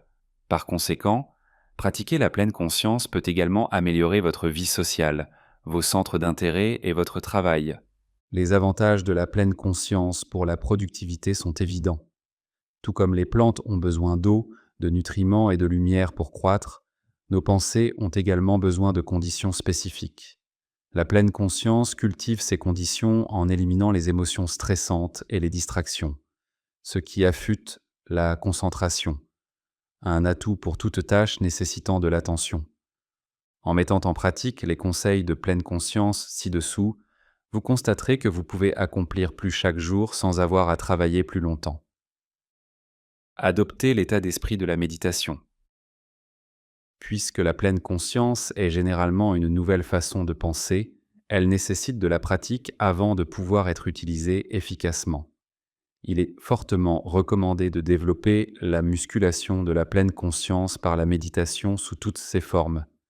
Il n'y a pas de méthode juste ou fausse pour méditer. Il est nécessaire de se concentrer sur le ici et maintenant et sur vos pensées telles qu'elles passent dans votre esprit. Essayez de vous concentrer sur votre respiration si vous êtes nouveau dans la méditation et que vous ne savez pas par où commencer. Simple et efficace, La technique de respiration 4-7-8 consiste à inspirer pendant 4 secondes, à retenir votre souffle pendant 7 secondes, puis à expirer pendant 8 secondes. Gardez votre attention sur votre respiration tout au long. Alternativement, envisagez de vous initier à la méditation en installant une application comme Headspace ou Calm. Une fois que vous avez trouvé votre approche, intégrez-la dans votre routine quotidienne en prenant des pauses de temps en temps pour vous recentrer. Faites une chose à la fois. Dans une société qui valorise l'efficacité, nous choisissons souvent le multitâche comme solution à court terme lorsque nous avons beaucoup à faire. Cependant, jongler avec plusieurs tâches à la fois génère du stress inutile car nous luttons pour nous concentrer, ce qui ne facilite certainement pas la charge de travail. La méthode la plus productive pour travailler est de se consacrer à une tâche à la fois pendant les périodes occupées. Avec une attitude plus attentive, vous pouvez éviter le stress et les distractions en étant pleinement présent dans ce que vous faites. Vous le terminerez plus rapidement et le produit final sera de meilleure qualité. Déconnectez-vous chaque jour. Nous sommes constamment connectés aux réseaux sociaux et aux sites d'actualité. Il peut être difficile de clarifier son esprit lorsqu'il y a un barrage constant de médias et d'informations, ce qui peut être accablant. À l'ère numérique hautement connectée, pratiquer la pleine conscience est souvent aussi simple que de prendre du temps sans votre téléphone ou tout autre gadget électronique. Vous devriez essayer de faire quelque chose chaque jour qui n'implique pas d'utiliser un appareil électronique, que ce soit à l'intérieur ou à l'extérieur. Faites le dîner pour quelques amis ou allez faire une promenade, mais assurez-vous que tout le monde laisse son téléphone à l'entrée. Créez un environnement de travail sans distraction. Le monde d'aujourd'hui est rempli de distractions, mais vous pouvez les gérer en créant l'environnement de travail optimal. Désactivez toutes les notifications de vos appareils pendant que vous travaillez ou étudiez et définissez des moments spécifiques pour répondre aux emails et autres messages professionnels. Même un message bref peut interrompre brusquement votre concentration. Écouter de la musique pendant le travail est conseillé tant qu'elle est appropriée. Selon une étude de Cambridge Sound Management, 48% des travailleurs de bureau sont facilement distraits par la parole. C'est pourquoi la musique instrumentale est le meilleur choix pour maintenir la concentration. Créez une playlist de musique qui vous aide à vous concentrer ou écoutez l'une des nombreuses collections disponibles sur Spotify ou SoundCloud. Rangez et travaillez en fonction de vos priorités. Un élément clé d'un travail efficace et réfléchi est d'optimiser votre capacité d'attention. Vous pouvez accomplir cela en priorisant, en classant et en planifiant vos tâches quotidiennes en fonction de leurs priorités, du niveau de concentration requis et du temps estimé. Comme la plupart des gens sont alertes et concentrés le matin, il est judicieux de commencer par les tâches nécessitant plus d'énergie mentale. Commencez par les tâches les plus difficiles et terminez la journée par les plus simples. De cette manière, votre journée arrivera naturellement à sa fin et vous vous sentirez à l'aise au fur et à mesure que votre activité mentale se calme. Rappelez-vous pourquoi vous avez commencé. Si vous vous retrouvez bloqué sur une tâche au travail ou dans vos études, faites une pause et rappelez-vous pourquoi vous faites cela. Vous vous souviendrez d'un but plus large qui peut être négligé parmi les procédures difficiles mais nécessaires pour accomplir une tâche en vous concentrant sur la vue d'ensemble. Prenez un moment pour considérer les moments au cours de la journée où vous avez été mis au défi, informé ou inspiré. Lorsque vous avez besoin d'inspiration, écrivez-les et reportez-vous à ces notes plus tard. Avancez. Il faut la coopération du corps et de l'esprit pour créer la clarté mentale. C'est pourquoi développer une pleine conscience holistique nécessite de prêter attention à tout le corps. Si vous le pouvez, profitez de vos pauses au travail pour bouger physiquement. Par exemple, vous pouvez faire du jonglage, aller faire une promenade rapide ou lancer un ballon avec un ami pendant 10 minutes. Ces activités briseront temporairement votre concentration intense et libéreront de l'espace mental, ce qui vous aidera à regagner votre focus lorsque vous reviendrez à votre tâche. Établir des habitudes de travail en pleine conscience augmentera votre productivité et révélera vos meilleures compétences, que vous ayez un examen ou une échéance de projet à venir. Devenez plus concentré et commencez à travailler plus efficacement. Chapitre 5. Renforcer l'autodiscipline en affaires. Souhaitez-vous lancer une petite entreprise prospère ou bien développer votre entreprise actuelle? Peut-être que vous souhaitez simplement augmenter votre productivité au travail sans pour autant vouloir posséder et gérer une entreprise. Je pourrais faire ça, vous dites-vous. Alors pourquoi ne l'avez-vous pas encore fait? Toutes ces tâches nécessiteront de l'autodiscipline pour être menées à bien. Cela semble si facile. Mais avant de poser ce livre et de supposer que vous savez déjà ce que vous devez faire, nous parions qu'il existe quelques techniques et astuces d'autodiscipline que vous n'avez probablement jamais rencontrées. Cela vaut-il la peine de passer quelques minutes de plus dessus? Ironiquement, maintenir l'autodiscipline est plus difficile qu'il n'y paraît.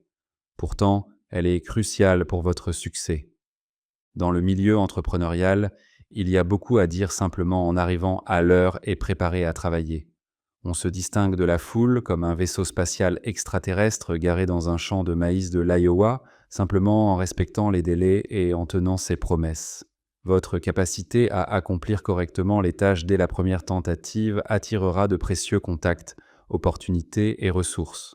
L'autodiscipline est la clé de tout cela. Votre vie peut changer pour le mieux si vous avez de l'autodiscipline.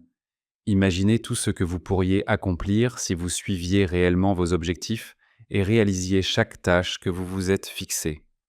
Votre potentiel inexploité pourrait bien être libéré grâce à l'autodiscipline. Construire l'autodiscipline nécessaire pour devenir entrepreneur. Être entrepreneur présente de nombreux avantages, notamment le fait de devenir son propre patron, de définir ses horaires et de gérer enfin l'entreprise de ses rêves. Cependant, devenir entrepreneur est un objectif qui nécessite beaucoup de ténacité et d'autodiscipline pour être atteint, et tout le monde n'est pas fait pour diriger une entreprise. Il existe des actions que vous pouvez entreprendre pour développer votre autodiscipline et vous préparer à l'ardue aventure qui vous attend si vous pensez que l'entrepreneuriat est la voie professionnelle qui vous convient. Découvrez comment développer votre autodiscipline et pourquoi elle est essentielle au succès en tant que futur leader d'entreprise avec ces 9 conseils. 1. Soyez persévérant et patient. De nombreux échecs et revers dans la vie mettront vos capacités à l'épreuve, mais vous devez continuer à avancer quelle que soit votre performance passée. Si vous gardez les yeux fixés sur votre objectif ultime, vous finirez par créer une routine et une stratégie pour vous maintenir motivé. Chaque matin, je commence ma journée avec une routine et j'intègre le timeboxing dans mon système de gestion de projet pour rester concentré et maximiser mon temps. 2. Identifiez vos distractions. Je définis l'autodiscipline comme la capacité à se concentrer malgré les distractions extérieures. Vous devez reconnaître les obstacles qui vous empêchent de développer votre autodiscipline et prendre des mesures pour les changer afin qu'ils ne se reproduisent pas. Par exemple, éteindre mon téléphone est crucial lorsque j'ai besoin de me concentrer et d'être aussi productif que possible. 3. Prioriser ce qui est important plutôt que ce qui est urgent. Pour moi, l'autodiscipline consiste à consacrer du temps chaque jour à prioriser l'important plutôt que l'urgent. Chaque jour, des problèmes urgents surviennent tant dans notre vie professionnelle que personnelle. Mais si j'ai réservé du temps dans mon agenda pour me concentrer sur ce qui est important pour moi et mon entreprise, je peux avancer beaucoup plus rapidement. 4. Réagissez à la procrastination. Réfléchissez aux causes de votre procrastination si vous manquez de discipline. La procrastination est un problème de régulation émotionnelle plutôt qu'un problème de gestion du temps ou d'autodiscipline. Trouvez une tendance. Vous remettez probablement toujours certaines choses à plus tard. Avez-vous peur d'échouer ou êtes-vous tout simplement ennuyé? Une fois le problème identifié, vous pouvez passer à l'action immédiatement. 5. Commencez par de petites étapes. Les entrepreneurs à succès ont tendance à être durs avec eux-mêmes. Ils doivent avoir la capacité de travailler de longues heures, de faire preuve de résilience et de penser à long terme. Il est essentiel de commencer par de petites étapes lorsque vous essayez de développer votre autodiscipline.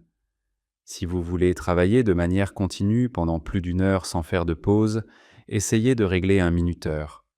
Renforcez progressivement votre autodiscipline en commençant petit. 6. Reportez la gratification. Soyez responsable et content sans avoir besoin de gratification immédiate. Parfois, nous nous disciplinons pour croire que nous sommes prêts pour une nouvelle récompense. En comprenant qu'il reste du travail à faire et que la récompense prendra du temps, essayez de repousser tout, surtout vos envies, et voyez combien de temps vous pouvez tenir. En bonus, vous développerez de la persévérance et de la patience. 7. Établissez et respectez un emploi du temps. Établir et respecter votre emploi du temps est une méthode pour développer l'autodiscipline. Les nouveaux entrepreneurs ne prennent pas la peine de créer un emploi du temps défini car ils pensent devoir travailler au moins 50 heures par semaine pour réussir. Vous pouvez accomplir le même travail en 30 à 40 heures si vous êtes discipliné. Je vous conseille de choisir un bloc de travail de 6 à 8 heures correspondant à vos moments de production maximale. 8. Maintenez une liste de tâches quotidiennes. Gardez une liste organisée de vos tâches quotidiennes. Cela vous aidera à suivre ce qui doit être fait, à créer un emploi du temps et à prioriser les tâches. Je note mes tâches séparément par date dans mon application de calendrier pour m'assurer de ne rien oublier. Cela vous aidera à rester organisé et responsable. 9. Changez de mentalité. Il faut de l'autodiscipline pour honorer ses engagements envers soi-même. Ce n'est qu'après avoir échoué à l'autodiscipline des centaines de milliers de fois qu'on devient un expert. Soyez bienveillant avec vous-même et rappelez-vous que vous êtes uniquement responsable de vous aider.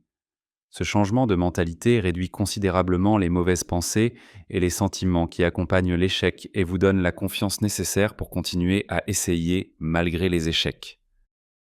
Stratégie pour une gestion efficace du temps et la définition d'objectifs.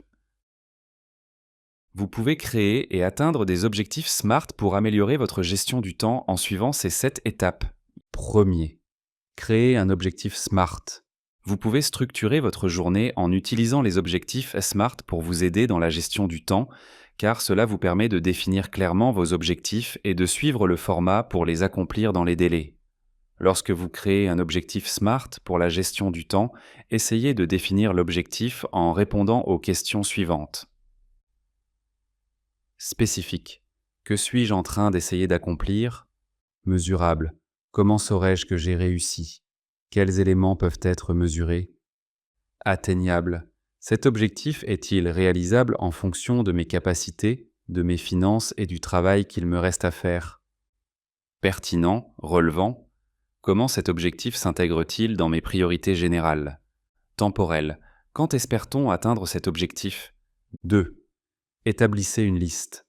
Après avoir défini votre objectif SMART, réfléchissez à la création d'une liste pour vous concentrer sur ce que vous devez accomplir pour respecter votre échéance. Par exemple, si l'échéance de votre objectif est dans un mois, créez une liste étape par étape avec des objectifs hebdomadaires plus importants. Cela fournira un cadre pour vous aider à gérer chaque phase du processus. À partir de là, vous pouvez établir des objectifs hebdomadaires plus gérables pour vous aider à atteindre l'objectif principal. Essayez de dresser une liste des tâches quotidiennes à accomplir le lendemain après chaque journée pour vous aider dans la gestion du temps. Puisque vous avez déjà planifié les tâches de votre journée, la liste pourrait vous aider à rester concentré lorsque vous commencerez votre journée. Troisième, réservez du temps sur votre calendrier. Une fois vos listes établies, vous pouvez utiliser un outil pour bloquer du temps sur votre calendrier quotidien. Réserver des créneaux de temps spécifiques vous permettra de rester sur la tâche tout au long de la journée et d'éviter les interruptions d'autres travaux. C'est un outil utile car vous pouvez planifier vos tâches selon des horaires précis en utilisant la liste que vous avez faite. Vous pouvez prioriser les tâches les plus difficiles en début de journée et garder les tâches plus faciles pour la fin. Quatrième, déléguer des tâches. Au travail, attribuez des responsabilités aux autres chaque fois que vous le pouvez.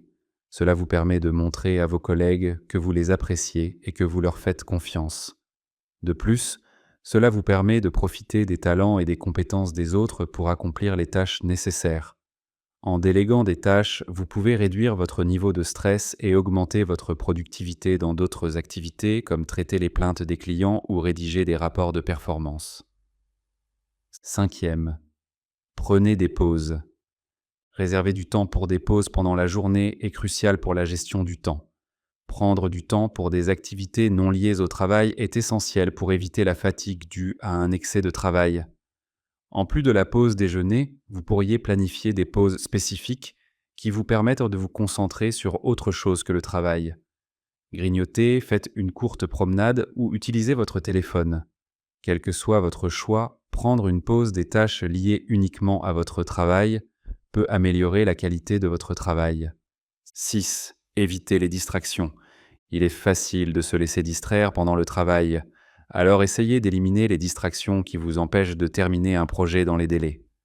Les distractions courantes comprennent l'utilisation des téléphones portables, la consultation d'emails non pertinents, les conversations inutiles avec des collègues ou la diffusion de musique ou de films en arrière-plan. Se concentrer sur chaque tâche devient généralement beaucoup plus facile une fois que vous avez éliminé ces distractions.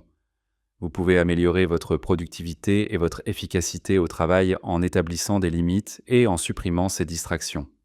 7. Concentrez-vous sur une tâche à la fois. Beaucoup de gens essaient de faire plusieurs choses en même temps pendant la journée de travail pour accomplir plus, mais se concentrer sur une seule tâche à la fois vous permet de lui consacrer toute votre attention.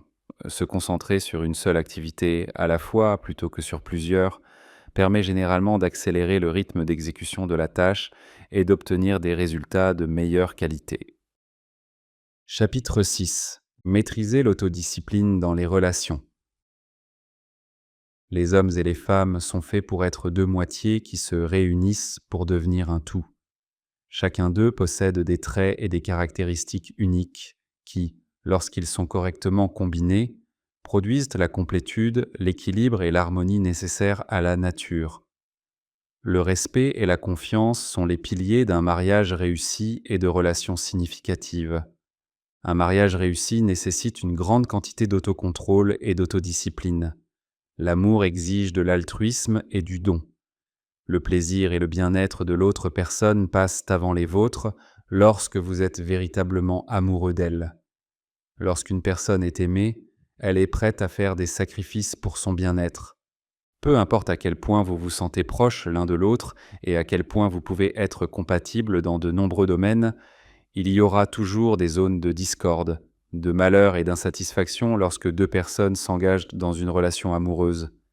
Être transparent et honnête est essentiel pour l'autodiscipline dans une relation. L'honnêteté exige la capacité d'exprimer ses pensées et ses sentiments sans devenir agité ou en colère, ainsi que la capacité d'écouter patiemment et calmement les pensées, les sentiments et les opinions des autres. L'importance de l'autodiscipline dans les relations. Chaque relation doit être capable de gérer certaines situations, qu'elles soient positives ou négatives. La capacité d'un couple à gérer la dynamique de certaines situations peut faire ou défaire leur relation.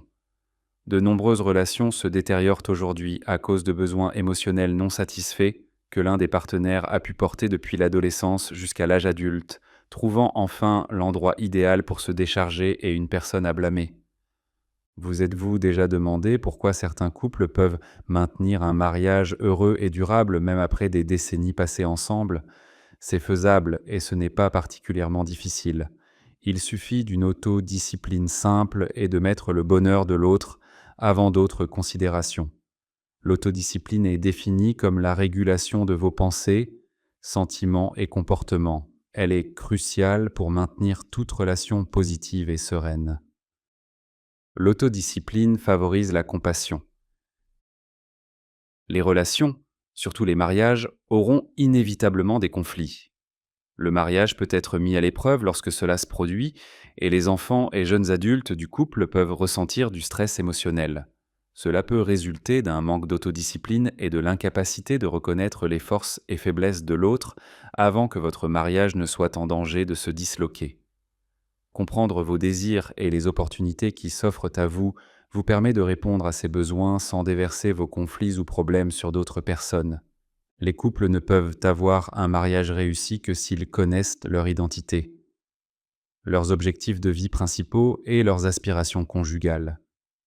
La plupart des désaccords conjugaux naissent parce qu'un ou les deux partenaires ne parviennent pas à réguler leurs émotions de manière appropriée et réagissent souvent de manière excessive même aux plus petits événements.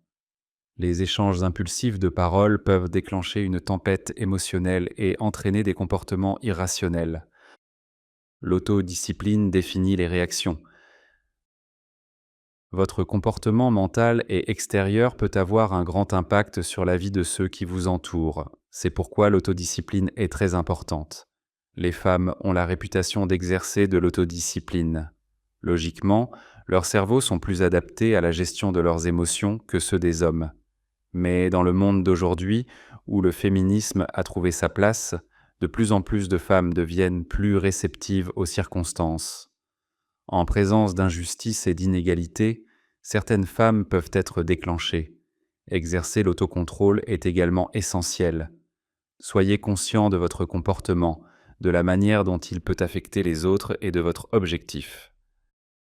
L'autodiscipline favorise la pleine conscience.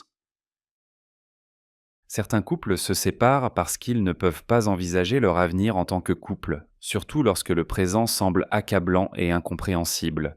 D'autres rêvent d'un mariage sans stress mais sont mal préparés à faire les sacrifices nécessaires pour que les choses fonctionnent lorsque ça va mal. Tout mariage réussi dépend de la capacité des partenaires à envisager l'avenir ensemble, même lorsque le présent semble flou. La probabilité d'un mariage malheureux augmente lorsque l'un des partenaires a du mal à rester optimiste dans l'intensité du moment. Les partenaires qui exercent de l'autodiscipline sont plus susceptibles de pratiquer la patience, de devenir sensibles aux sentiments de l'autre et d'être capables de trouver un équilibre entre leurs aspirations et les avantages à long terme de la préservation du mariage. Compétences en communication pour établir des liens solides. Vous devez abaisser votre garde et travailler régulièrement pour exprimer vos sentiments afin d'apprendre à avoir une relation saine et honnête. Les compétences en communication saine sont incomplètes sans prêter une attention particulière à ce que votre partenaire dit.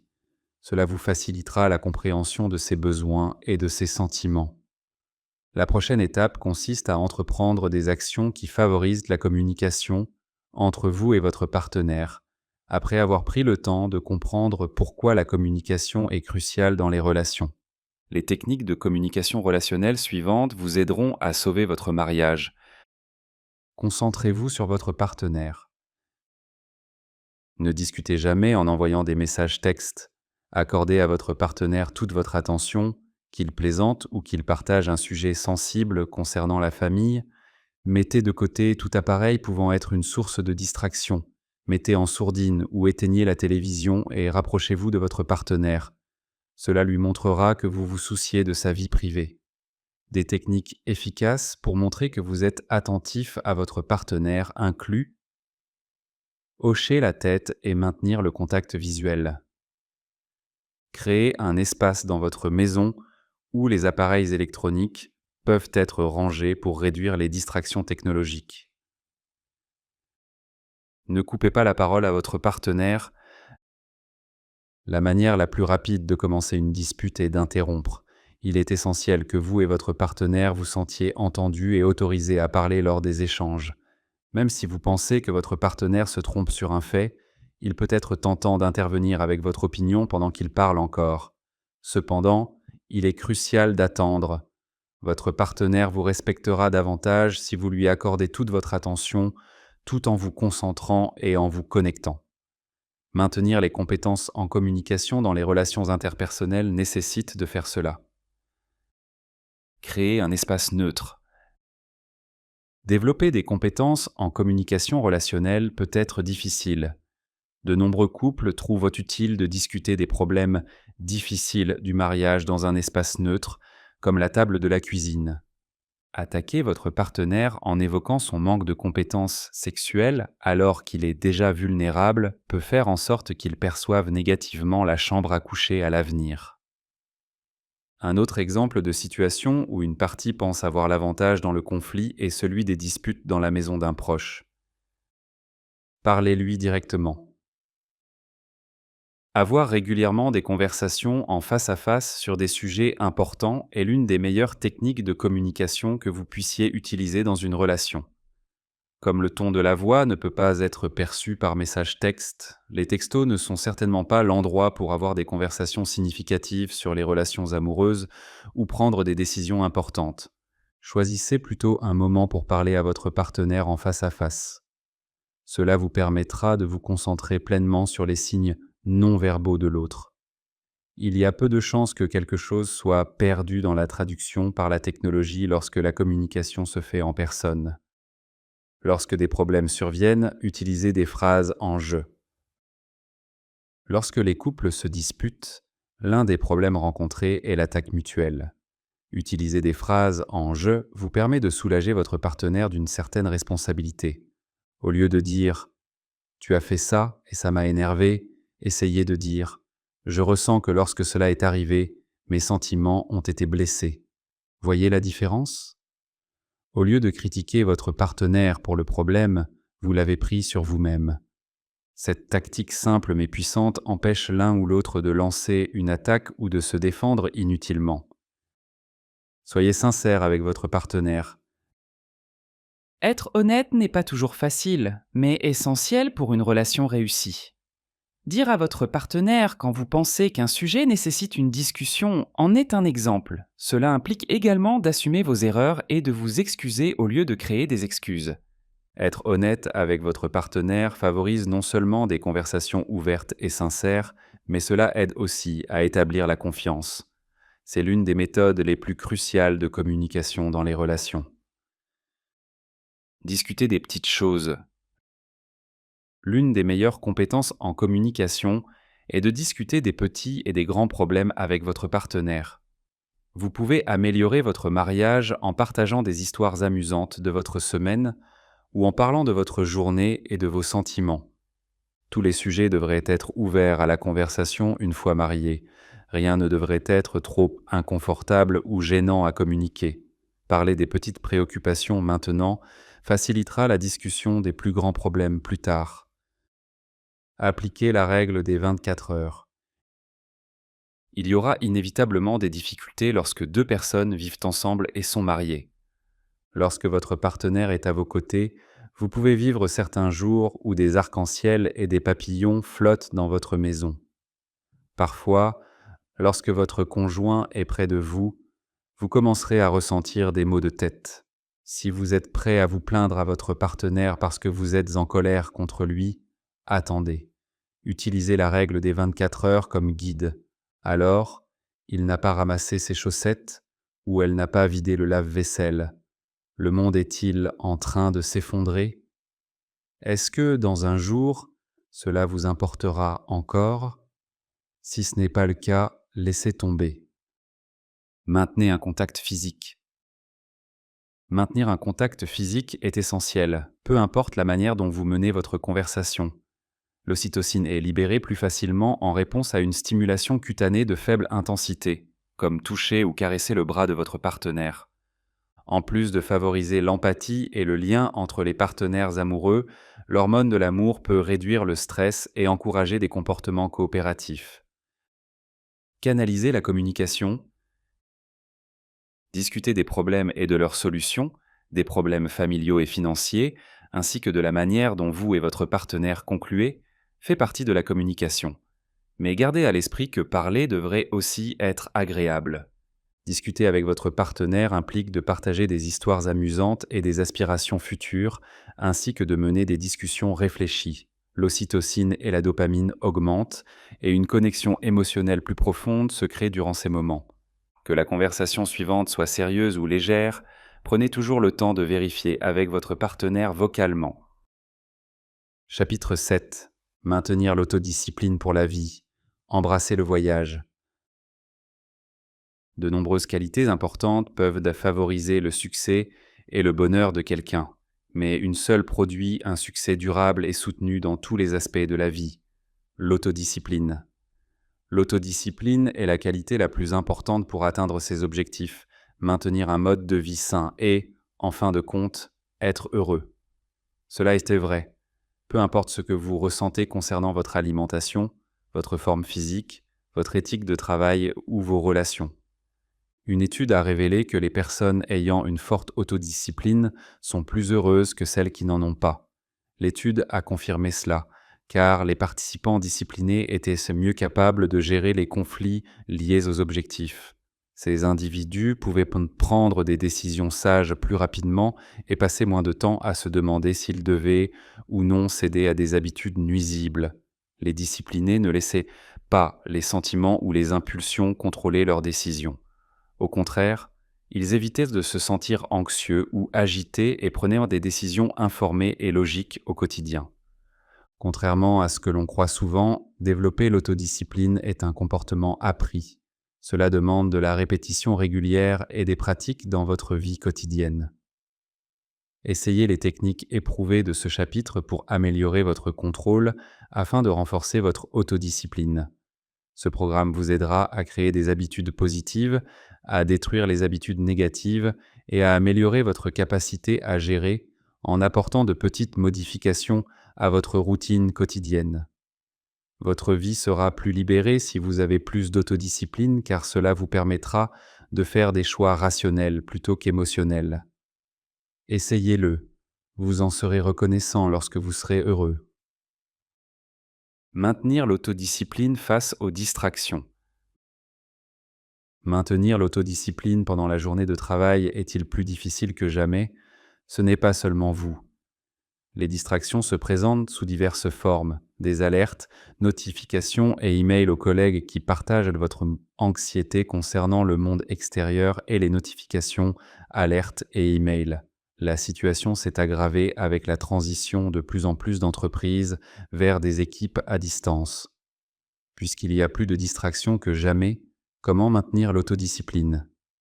Les efforts de productivité de votre organisation portent leurs fruits en matière de satisfaction des employés, au-delà des avantages financiers. Des études montrent que les personnes ayant de l'autodiscipline sont plus heureuses que celles facilement perdues dans les distractions. Si vous visez un retour sur investissement, il vaut la peine d'investir votre temps et votre attention pour maintenir l'autodiscipline malgré les distractions, tant pour vous que pour votre équipe. Vous deviendrez plus heureux si vous pratiquez l'autodiscipline au travail, tout en économisant du temps et de l'énergie. Il faut beaucoup de compétences pour propulser votre organisation à travers une transformation. Quel que soit l'environnement de travail, utiliser ces techniques d'autodiscipline peut vous aider à rester sur la bonne voie. Vous serez prêt à partager avec votre équipe au fur et à mesure que vous les intégrerez dans votre flux de travail. Créer des signaux de travail. Soyons honnêtes, nous sommes des êtres d'habitude. Nos cerveaux ont besoin d'un petit signal pour savoir qu'il est temps de commencer à travailler. Vous vous concentrerez mieux et agirez davantage si vous établissez des signes indiquant qu'il est temps de vous concentrer. Examinez votre journée type et déterminez ce qui vous aide à rester concentré et ce qui ne le fait pas. Il est possible que des pensées subconscientes détournent votre esprit. Même si vous n'avez pas de visioconférence programmée pour la journée, le fait de s'habiller et de se préparer pour la caméra est une bonne idée. Cette action habituelle sert de rappel rapide pour commencer à travailler. Fermer la porte du bureau, mettre des écouteurs ou jouer une playlist musicale liée au travail sont d'autres signaux pour vous mettre dans l'ambiance de travail. Faites-en une routine de réfléchir à ce qui active votre cerveau. Partagez les avantages avec votre équipe lorsque vous utilisez ces techniques dans votre flux de travail pour qu'ils puissent faire de même. Établissez des priorités. Un employé est interrompu en moyenne 50 à 60 fois par jour. Les priorités sont cruciales parce qu'il y a toujours du travail à faire. Fixer des objectifs spécifiques peut augmenter l'accomplissement, réduire le stress, organiser la journée et vous aider à répondre de manière sensée aux demandes. Vous serez étonné de voir à quel point votre journée sera meilleure une fois que vous aurez établi des priorités et organisé votre travail, et à quel point la journée de vos collègues s'améliorera une fois qu'ils disposeront des outils nécessaires pour faire de même. Une fois que vous avez écrit ou tapé vos tâches, classez-les par ordre d'importance. Qu'est-ce qui doit être fait immédiatement? Qu'est-ce qui aura encore de l'importance, même si ce n'est pas aussi urgent? Vous avez un flux de travail défini pour éviter les distractions. Vous pouvez revoir vos priorités pour décider de ce qui doit être fait tout de suite et ce qui peut attendre. Prenez des pauses planifiées mais flexibles. Vous connaissez probablement la technique Pomodoro qui consiste à prendre une pause de 5 minutes après 25 minutes de travail. Votre flux de travail peut nécessiter une autre stratégie si vous êtes en position de leadership et devez être joignable. Chacun aborde l'autodiscipline et les distractions différemment. Le secret est de planifier vos pauses de manière réfléchie tout en restant adaptable à ce que la journée apporte. Les réunions de dernière minute ou les activités urgentes pourraient perturber les pauses planifiées, mais faire une pause reste crucial. Vous serez moins productif si vous ne désactivez jamais votre mode travail. La capacité de se concentrer sur des sessions de travail plus courtes mais de meilleure qualité, au lieu de travailler sans arrêt de manière médiocre, montre à votre équipe à quoi ressemble le succès à long terme. Accordez-vous une pause vis-à-vis du jugement interne lorsque la vie interfère et prenez une grande respiration. Considérez vos pauses délibérées comme un exemple pour votre équipe. Si vous prenez une brève pause mentale, votre équipe verra qu'elle peut en faire de même. Préparez-vous pour le succès. La conclusion de votre journée détermine le ton de votre routine du matin. Il pourrait être tentant de changer de direction et de ne rien faire. Lorsque vous commencez votre journée, préparer intentionnellement le travail du lendemain peut faire toute la différence. Avant de quitter le bureau, définissez vos priorités pour le lendemain. Vous pouvez commencer à travailler efficacement le matin suivant avec seulement quelques minutes de préparation la veille. Avec cette planification, vous saurez exactement ce qui est le plus crucial et serez prêt à commencer immédiatement au lieu de vous perdre dans une boîte de réception désorganisée. Que la crise soit présente ou non, votre équipe bénéficiera de vos compétences en leadership. Les techniques de leadership optimales pourraient augmenter la productivité dans une organisation moyenne de 50%. Imaginez la différence que cela pourrait faire dans des circonstances difficiles si votre leadership est plus efficace en période de prospérité. Vous pouvez développer l'autodiscipline en utilisant de nouvelles méthodes pour rester concentré malgré les distractions. Votre impact changera à mesure que vous évoluerez et votre équipe disposera des outils nécessaires pour réussir. Stratégie pour l'autoréflexion et l'amélioration continue. L'autoréflexion consiste à prendre le temps de considérer et d'évaluer votre comportement et votre personnalité. Cela implique de faire le point sur vos idées, vos actions, vos valeurs, vos préjugés, les raisons qui expliquent votre manière d'agir et vos objectifs. Trouver le pourquoi derrière vos idées, vos sentiments et vos actions fait partie de ce processus. Maintenant que vous comprenez ce que cela implique, commençons avec quelques conseils pratiques pour intégrer l'autoréflexion dans votre vie. Posez des questions pour encourager la réflexion. Essayez de formuler des questions que vous pouvez vous poser pour encourager l'autoréflexion. Vous pouvez établir une habitude d'autoréflexion en ayant des questions préparées. Essayez d'utiliser cette routine quotidienne, hebdomadaire ou mensuelle selon ce qui fonctionne pour vous. Pour encourager l'autoréflexion, voici un excellent point de départ. Vous pouvez en apprendre beaucoup sur vous-même en répondant attentivement à certaines de ces questions. Tenez un journal. Écrire dans un journal est un excellent moyen d'exprimer vos sentiments. Vous pouvez l'utiliser pour réfléchir et identifier les tendances et les changements dans vos réflexions. De nombreux outils excellents sont disponibles pour vous aider si vous avez besoin d'assistance pour commencer ou si vous ne savez pas quoi écrire. Essayez un journal papier ou une application de journal en ligne pour l'autoréflexion et la découverte de soi. La capacité de distinguer l'autoréflexion de la rumination. Bien que l'autoréflexion soit censée être un processus positif et utile, il y a des moments où elle dévie vers l'inquiétude, la négativité et la rumination. Pour vous assurer que vous tirez le meilleur parti de vos pensées, il est crucial de distinguer l'autoréflexion utile de la rumination. Les pensées réfléchies sont intéressantes mais objectives ou factuelles. Par exemple, demandez-vous « Qu'est-ce qui m'a poussé à faire cela ? Pourquoi ai-je agi de cette manière ?» En revanche, les pensées de rumination ont tendance à être plus négatives, critiques et émotionnelles. Par exemple, « Je n'arrive pas à croire que j'ai fait une chose aussi stupide. Qu'est-ce qui ne va pas chez moi ?» Faites une pause et réessayez plus tard si vous commencez à ruminer plutôt qu'à réfléchir. Pour arrêter de ruminer, vous pouvez aussi essayer certaines de ces suggestions. Demandez de l'aide. L'autoréflexion peut parfois être difficile à accomplir seul. Il n'y a aucune honte à demander à un proche ou à un professionnel qualifié de vous soutenir si vous avez besoin d'aide pour traiter des sentiments ou des circonstances difficiles. Vous pouvez améliorer votre capacité d'autoréflexion avec l'aide de thérapeutes dans un cadre sécurisé. Si vous découvrez que la rumination est un problème, ils peuvent aussi vous aider à explorer les problèmes sous-jacents qui pourraient en être une cause contributive. Réservez du temps pour l'autoréflexion. Planifiez spécifiquement du temps pour l'autoréflexion afin d'en faire une priorité. La vie peut devenir stressante avec nos téléphones qui bourdonnent constamment, de nouvelles émissions à regarder, des obligations sociales, le travail, etc.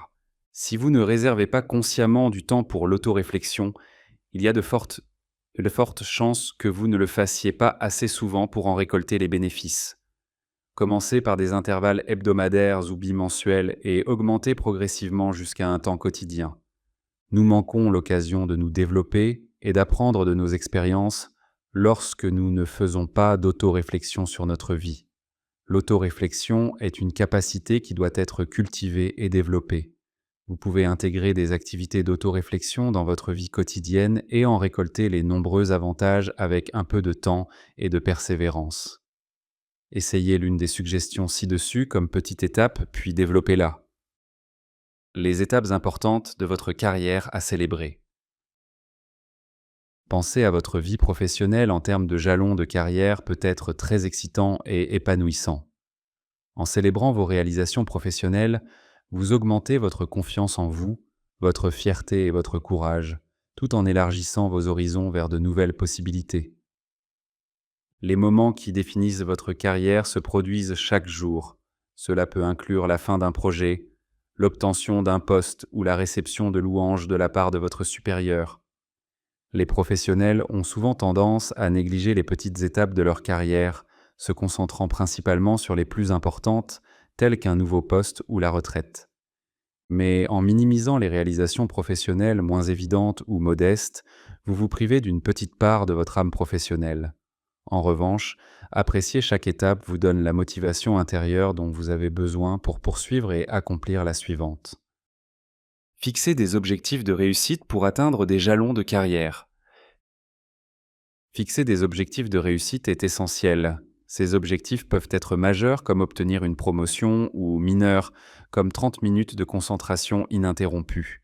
Il est plus important de fixer des objectifs de réussite et de les poursuivre que de se concentrer sur la taille de ces objectifs. Même si vous ne les avez pas tous atteints encore, il est important de prendre des mesures pour y parvenir. Cela vous aide à progresser vers votre succès professionnel et personnel. Avoir un parcours de carrière clair facilite encore plus la réussite. Ce n'est qu'après avoir identifié vos options que vous pouvez poursuivre ce cheminement professionnel. Voici donc la carte de progression de carrière. Planifiez le développement de votre carrière. Un plan de développement de carrière ressemble exactement à une carte au trésor. C'est finalement ce que vous souhaitez accomplir cette année, dans 5 ans ou dans le délai qui vous convient. Votre objectif final n'est peut-être pas encore tout à fait évident, mais il deviendra plus clair au fur et à mesure de votre progression. L'essentiel est d'éviter de devenir trop impatient en attendant que le résultat soit parfait. Vous devez vous mettre en mouvement. L'objectif d'une carte de développement professionnel est de vous aider à définir votre direction. Cette carte de chemin de vie, qui inclut des jalons de carrière allant de l'obtention du diplôme à la retraite, peut servir de guide. La nature dynamique de cette carte de progression professionnelle la rend fascinante. Elle inclura de nouveaux virages inattendus qui apparaîtront tout au long du parcours. De plus, gardez à l'esprit que vos objectifs peuvent changer au fur et à mesure que vous évoluez. La vie avance également parallèlement à votre progression professionnelle. Dans 20 ans, ce que vous désirez maintenant peut sembler totalement différent. Et c'est parfaitement acceptable. Si vous êtes prêt à travailler dur et à faire preuve d'adaptabilité, ce parcours professionnel vous emmènera véritablement dans un voyage de toute une vie. 15 jalons professionnels à célébrer. Êtes-vous prêt à commencer? Voici une liste de 15 jalons de carrière, importants et mineurs, qui devraient pas vous motiver. Diplôme, premier entretien, déménagement important, premier emploi, poste suivant, grande promotion, projet remarquable, réalisation quotidienne, premier discours, conversation essentielle, évaluation excellente, rôle de leader, siège au conseil, retraite professionnelle, carrière de seconde chance. Lorsque vous réfléchissez à vos réalisations professionnelles, soyez fiers de tout ce que vous avez accompli et souvenez-vous du chemin parcouru avec émotion. Il reste encore un long chemin à parcourir et certains jalons devront être revus à plusieurs reprises. Cependant, c'est ce qui ajoute de l'intérêt et des perspectives à l'expérience professionnelle. Commencez dès maintenant à reconnaître vos accomplissements et à planifier les jalons de carrière importants qui se trouvent devant vous. Conclusion. Vous avez le droit de mener la meilleure vie possible et d'en être le leader. Que votre objectif soit de guérir vos relations, d'obtenir une promotion, de perdre du poids ou d'atteindre vos objectifs, l'autodiscipline en est l'un des composants les plus importants. Mettre en place de bonnes habitudes vous profitera à la fois maintenant et dans l'avenir. Élargir votre zone de confort est la clé pour développer l'autodiscipline. Cela nécessite une concentration constante et de la dévouement. C'est un défi pour tout le monde. Commencez petit, travaillez pendant 30 minutes, puis faites une pause de 5 minutes. Au fur et à mesure que votre corps et votre esprit s'habituent, allongez progressivement votre journée de travail. Peu importe comment vous développez l'autodiscipline, que ce soit en lisant des livres, en écoutant des podcasts, en consultant un mentor ou en exerçant de la diligence personnelle. Vous devez faire des efforts pour adopter des comportements positifs. Nous ne vous le cachons pas. Il est difficile de développer l'autodiscipline. Mais si vous êtes prêt à travailler dur, nous serons là pour vous à chaque étape du chemin. Commencez dès maintenant votre parcours vers l'amélioration personnelle en développant une meilleure autodiscipline. Votre capacité à exercer le contrôle de soi vous aidera à mener une vie meilleure. Nous vous remercions d'avoir écouté l'un de nos livres audio captivants. Pour plus d'expériences immersives, voici un autre livre audio qui, nous en sommes certains, vous plaira. N'oubliez pas de montrer votre soutien en mettant un like à cette vidéo, en partageant ce que vous avez aimé dans ce livre audio dans la section commentaires ci-dessous et en vous abonnant à la chaîne pour d'autres livres audio captivants comme celui-ci. Merci de faire partie de notre communauté de livres audio.